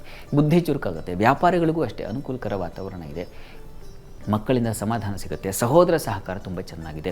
ಸೇವಕರು, ಸಹಾಯಕರು ಇಂಥವರಿಂದ ನಿಮಗೆ ಹೆಲ್ಪ್ ತುಂಬ, ನನಗೆ ಟೈಮಿಗೆ ಹೆಲ್ಪ್ ಆಗೋದಿದೆಯಲ್ಲ ಅದು ತುಂಬ ದೊಡ್ಡದು, ಅಂಥದ್ದೊಂದು ಹೆಲ್ಪ್ ಸಿಗುತ್ತೆ. ಈ ಥರದ್ದೆಲ್ಲ ತುಂಬ ಚೆನ್ನಾಗೇ ಇದೆ, ಆತಂಕ ಬೇಡ. ಪ್ರಾರ್ಥನೆಗೆ ನೀವು ಕೂಡ ನಾಗ ಕವಚ ಹೇಳ್ಕೊಳ್ಳಿ, ನಾಗ ಸನ್ನಿಧಾನಕ್ಕೆ ಹೋಗಿ ಬನ್ನಿ, ನಾಗನಿಗೆ ಅಭಿಷೇಕ, ಪಂಚಾಮೃತ ಅಭಿಷೇಕ ಮಾಡಿಸಿ, ಇದೆಲ್ಲ ತುಂಬ ಸಹಾಯವಾಗುತ್ತೆ. ಮತ್ತು ಗಣಪತಿ, ನಾಗ ಗಣಪತಿ ಎರಡರ ಪ್ರಾರ್ಥನೆ ಎಲ್ಲ ರಾಶಿಯವರು ಆಲ್ಮೋಸ್ಟ್ ಮಾಡಿದ್ರೆ ಒಳ್ಳೆಯದು. ಆಯಾ ಗ್ರಹಗಳು ಸ್ವಲ್ಪ ತೊಂದರೆ ಮಾಡುವಾಗ ಆಯಾ ದೇವತೆಗಳ ಆರಾಧನೆ ಮಾಡೋದು ತುಂಬ ಉತ್ಕೃಷ್ಟವಾದ ಫಲ ಕೊಡುತ್ತೆ. ನಂಬಿಕೆ ಇಟ್ಕೊಳ್ಳಿ, ಹೆಚ್ಚು ತಲೆ ಕೆಡಿಸ್ಕೋಬೇಡಿ. ಮುಖ್ಯವಾಗಿ ದಶಾಭುಕ್ತಿ ಬಹಳ ಮುಖ್ಯ. ನನಗೆ ಇಷ್ಟು ಕಾಲ ಹೇಳಿದ್ದು ಏನೋ ತಲೆ ಮೇಲೆ ಹೊತ್ಕೋಬೇಡಿ. ಅದರಿಂದ ಆಗುವಂಥದ್ದಕ್ಕೆ ಪರಿಹಾರ ಏನು, ಅದನ್ನು ಮಾಡಿಕೊಂಡ್ರೆ ಎಷ್ಟೋ ರಿಲೀಫ್ ಆಗುತ್ತೆ. ಮುಖ್ಯವಾಗಿ ಗುರು ಶನಿಯರೆಲ್ಲ ಇರ್ತಾರೆ, ನಿಮ್ಮ ಜಾತಕದಲ್ಲೂ ಇರಬಹುದು. ಒಂದು ಸಲ ಗಮನಿಸ್ಕೊಳ್ಳಿ, ಆತಂಕ ಮಾಡ್ಕೋಬೇಡಿ. ಏನಪ್ಪ ಹೀಗೆ ರಾಹು, ಏನಪ್ಪ ಹೀಗೆ ಕೇತು ಅಲ್ಲ, ಅದಕ್ಕೆ ಬೇಕಾಗಿರ್ತಕ್ಕಂಥ ಆರಾಧನೆಗಳನ್ನು ಮಾಡಿಕೊಂಡ್ರೆ ಸುಲಭವಾಗಿ ದಾಟ್ತೀರ. ಶಾಸ್ತ್ರಿಗಳೇ, ಈ ದಿನ ಯಾವ ವಿಶೇಷ ಮಂತ್ರದ ಬಗ್ಗೆ ನಮ್ಮ ವೀಕ್ಷಕರಿಗೆ ತಿಳಿಸ್ಕೊಡ್ತಾ ಇದ್ದೀರಾ? ನೋಡೋಣ. ಇವತ್ತು ಸಾಮಾನ್ಯವಾಗಿ ಮಂತ್ರ ಅನ್ನೋದು ಮನನಾತ್ ತ್ರಾಯತೆ ಅಂತ. ನಾವು ಅದನ್ನು ಮನಸ್ಸಿನಿಂದ ಹೇಳಿಕೊಂಡ್ರೆ, ಮನಸ್ಸಿನಿಂದ ಆ ಮಂತ್ರದ ಒಂದೊಂದು ಅಕ್ಷರವನ್ನು ಅನುಭವಿಸಿ ನಾವು ಆ ಶಕ್ತಿ ನನ್ನೊಳಗೆ ಪ್ರವಹಿಸ್ತಾ ಇದೆ, ಆ ಶಕ್ತಿ ನನ್ನೊಳಗೆ ಜಾಗೃತವಾಗಿದೆ ಅನ್ನೋ ದೃಷ್ಟಿಯಲ್ಲಿ ನೀವು ಆ ಮಂತ್ರ ಹೇಳಿಕೊಂಡ್ರೆ ಅದು ತ್ರಾಯತೆ, ಅದು ರಕ್ಷಣೆ ಮಾಡುತ್ತೆ ನಮ್ಮನ್ನು. ಇದನ್ನು ಮಂತ್ರ ಅಂತ ಕರೀತಾರೆ. ಪ್ರತಿ ವಾರ ನಾವು ಒಂದೊಂದು ಮಂತ್ರ, ನಾವು ಎಷ್ಟೋ ಜನ ಪಾಪ ನೀವು ಹೇಳ್ತೀರಾ ಆ ಮಂತ್ರಕ್ಕಾಗಿ ಕಾಯ್ತಾರೆ. ಯಾರೋ ಕರೆ ಮಾಡಿ ಹೇಳಿದ್ದು, ಮಂತ್ರಕ್ಕಾಗಿ ಕಾಯ್ತಾ ಇರ್ತಾರೆ ಅಂತ ಪಾಪ, ಬಹಳ ಸಂತೋಷ. ಈ ಮಂತ್ರ ಆ ಭಾವನೆ, ಆ ಭಕ್ತಿ, ಆ ತೀವ್ರತೆ ಇದ್ದರೆ ಖಂಡಿತ ನಿಮ್ಮನ್ನು ರಕ್ಷಿಸುತ್ತೆ, ಅದರಲ್ಲಿ ಯಾವುದೇ ಸಂಶಯ ಬೇಡ. ಸಂಶಯಾತ್ಮ ವಿನಶ್ಯತಿ ಅಂತ ಕೃಷ್ಣ ಹೇಳುವ ಮಾತು. ಸಂಶಯ ಇಟ್ಕೊಂಡು ನೀವು ಮಾಡಿದ್ರೆ ಅದರಿಂದ ವಿನಶ್ಯತಿ, ಕೊನೆಗೆ ನಮ್ಮ ಅಳಿವೇ ಆಗುತ್ತೆ ಅಂತ. ಹೀಗಾಗಿ ಮಂತ್ರದಲ್ಲಿ ನಾವು ಹುಡುಕೋದು ಅರ್ಥ ಇಲ್ಲದ್ದು. ಹೀಗಾಗಿ ಈ ಮಂತ್ರ ಪ್ರತಿ ವಾರ ಇರಲಿ. ಈ ವಾರದ ಮಂತ್ರವನ್ನು ನಾವು ಗಮನಿಸೋಣ. ತುಂಬ ವಿಶೇಷವಾದ ಮಂತ್ರ, ಹಲವು ಬಗೆಗಳಲ್ಲಿ ನಿಮ್ಮನ್ನು ರಕ್ಷಣೆಗೆ ಒಳಪಡಿಸ್ತಕ್ಕಂಥ ಮಂತ್ರ. ನೀವು ಪ್ರತಿ ದಿವಸ ಇದನ್ನು ನೀವು ಸಾಧ್ಯವಾದರೆ 108 ಬಾರಿ ಮಾಡಿ. ಯಾಕೆ 108 ಬಾರಿ ಅಂದರೆ ಅದಕ್ಕೊಂದು ಶಕ್ತಿ ಇದೆ, ಆ ಒಂದು ಆವರ್ತನೆಗೆ ಬಹಳ ವಿಶೇಷವಾದ ಶಕ್ತಿ ಇದೆ. ಹಾಗಾಗಿ ಇಲ್ಲಾಂದರೆ ಕನಿಷ್ಠ ಒಂದು 28 ಬಾರಿ ಆದರೂ ಮಾಡಿ. ಆ ಮಂತ್ರ ಗಮನಿಸಿ. ಪ್ರಾತಸ್ಮರಾಮಿ ಭವಭೀತಿಹರಂ ಸುರೇಶಂ ಗಂಗಾಧರಂ ವೃಷಭವಾರ್ಷಮಂಬಿಕೇಶಂ ಖಟ್ವಾಂಗಶೂಲವರದಾಭಯಹಸ್ತಮೀಶಂ ಸಂಸಾರರೋಗಹರಮೌಷಧಮದ್ವಿತೀಯಂ. ಸಂಸಾರ ರೋಗ ಹರಮೌಷಧದ್ವಿತೀಯಂ ಅಂತ ಹೇಳುತ್ತೆ. ಸಂಸಾರಕ್ಕೇನಾದರೂ ರೋಗ ಅಂಟುಬಿಟ್ರೆ ಅದಕ್ಕೆ ಯಾವುದೇ ಟ್ರೀಟ್ಮೆಂಟ್ ಕೊಡೋದು, ಯಾವ ಔಷಧ ತಗೋತೀರಾ ಅದಕ್ಕೆ ಹೇಳಿ. ಶರೀರಕ್ಕೆ ಏನೋ ಜ್ವರ ಬಂದರೆ ಅಥವಾ ಇನ್ನೇನೋ ಪೆಟ್ಟಾದರೆ, ಇನ್ನೇನೋ ಕೋವಿಡನ್ನೇ ದಾಟಿಕೊಂಡು ಹೊತ್ತು ಬದುಕಿದ್ದೀವಿ ಅಂತಂದರೆ ಯಾವುದೋ ಒಂದು ಔಷಧ ಕೆಲಸ ಮಾಡ್ತಾಯಿದೆ, ವ್ಯಾಕ್ಸಿನ್ ಕೆಲಸ ಮಾಡ್ತಾಯಿದೆ ಅಂತ ಭಾವಿಸೋಣ.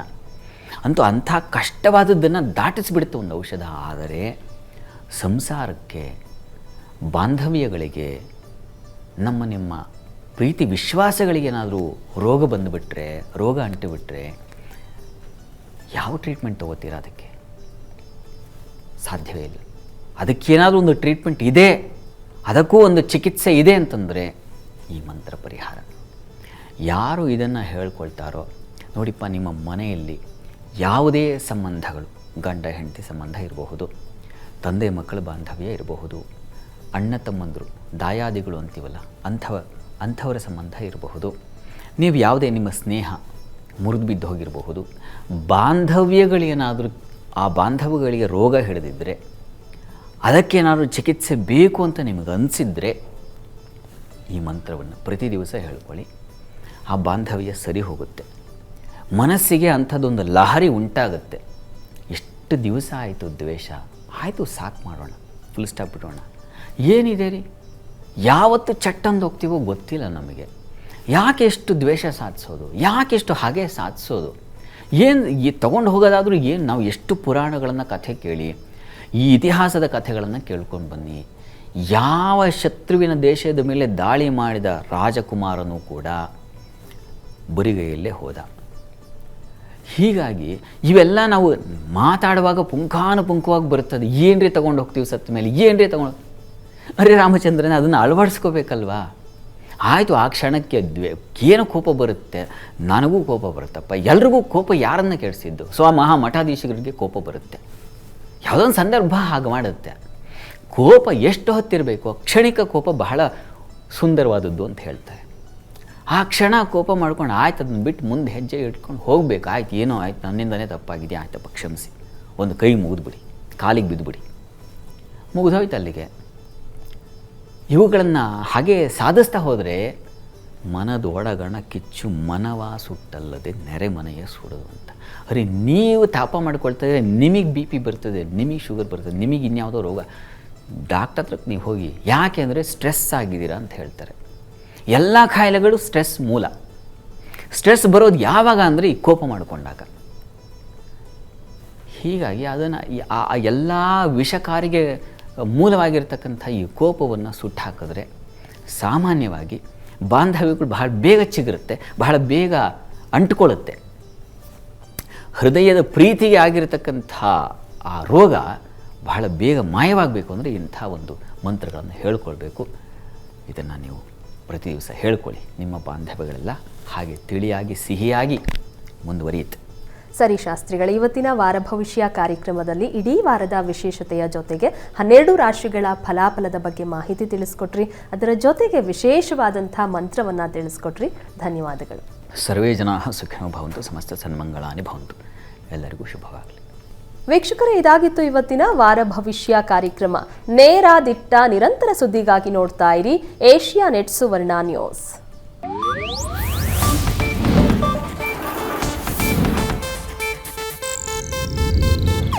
ಇದು ಏಷ್ಯಾನೆಟ್ ನ್ಯೂಸ್ ನೆಟ್ವರ್ಕ್ ಪ್ರಸ್ತುತಿ.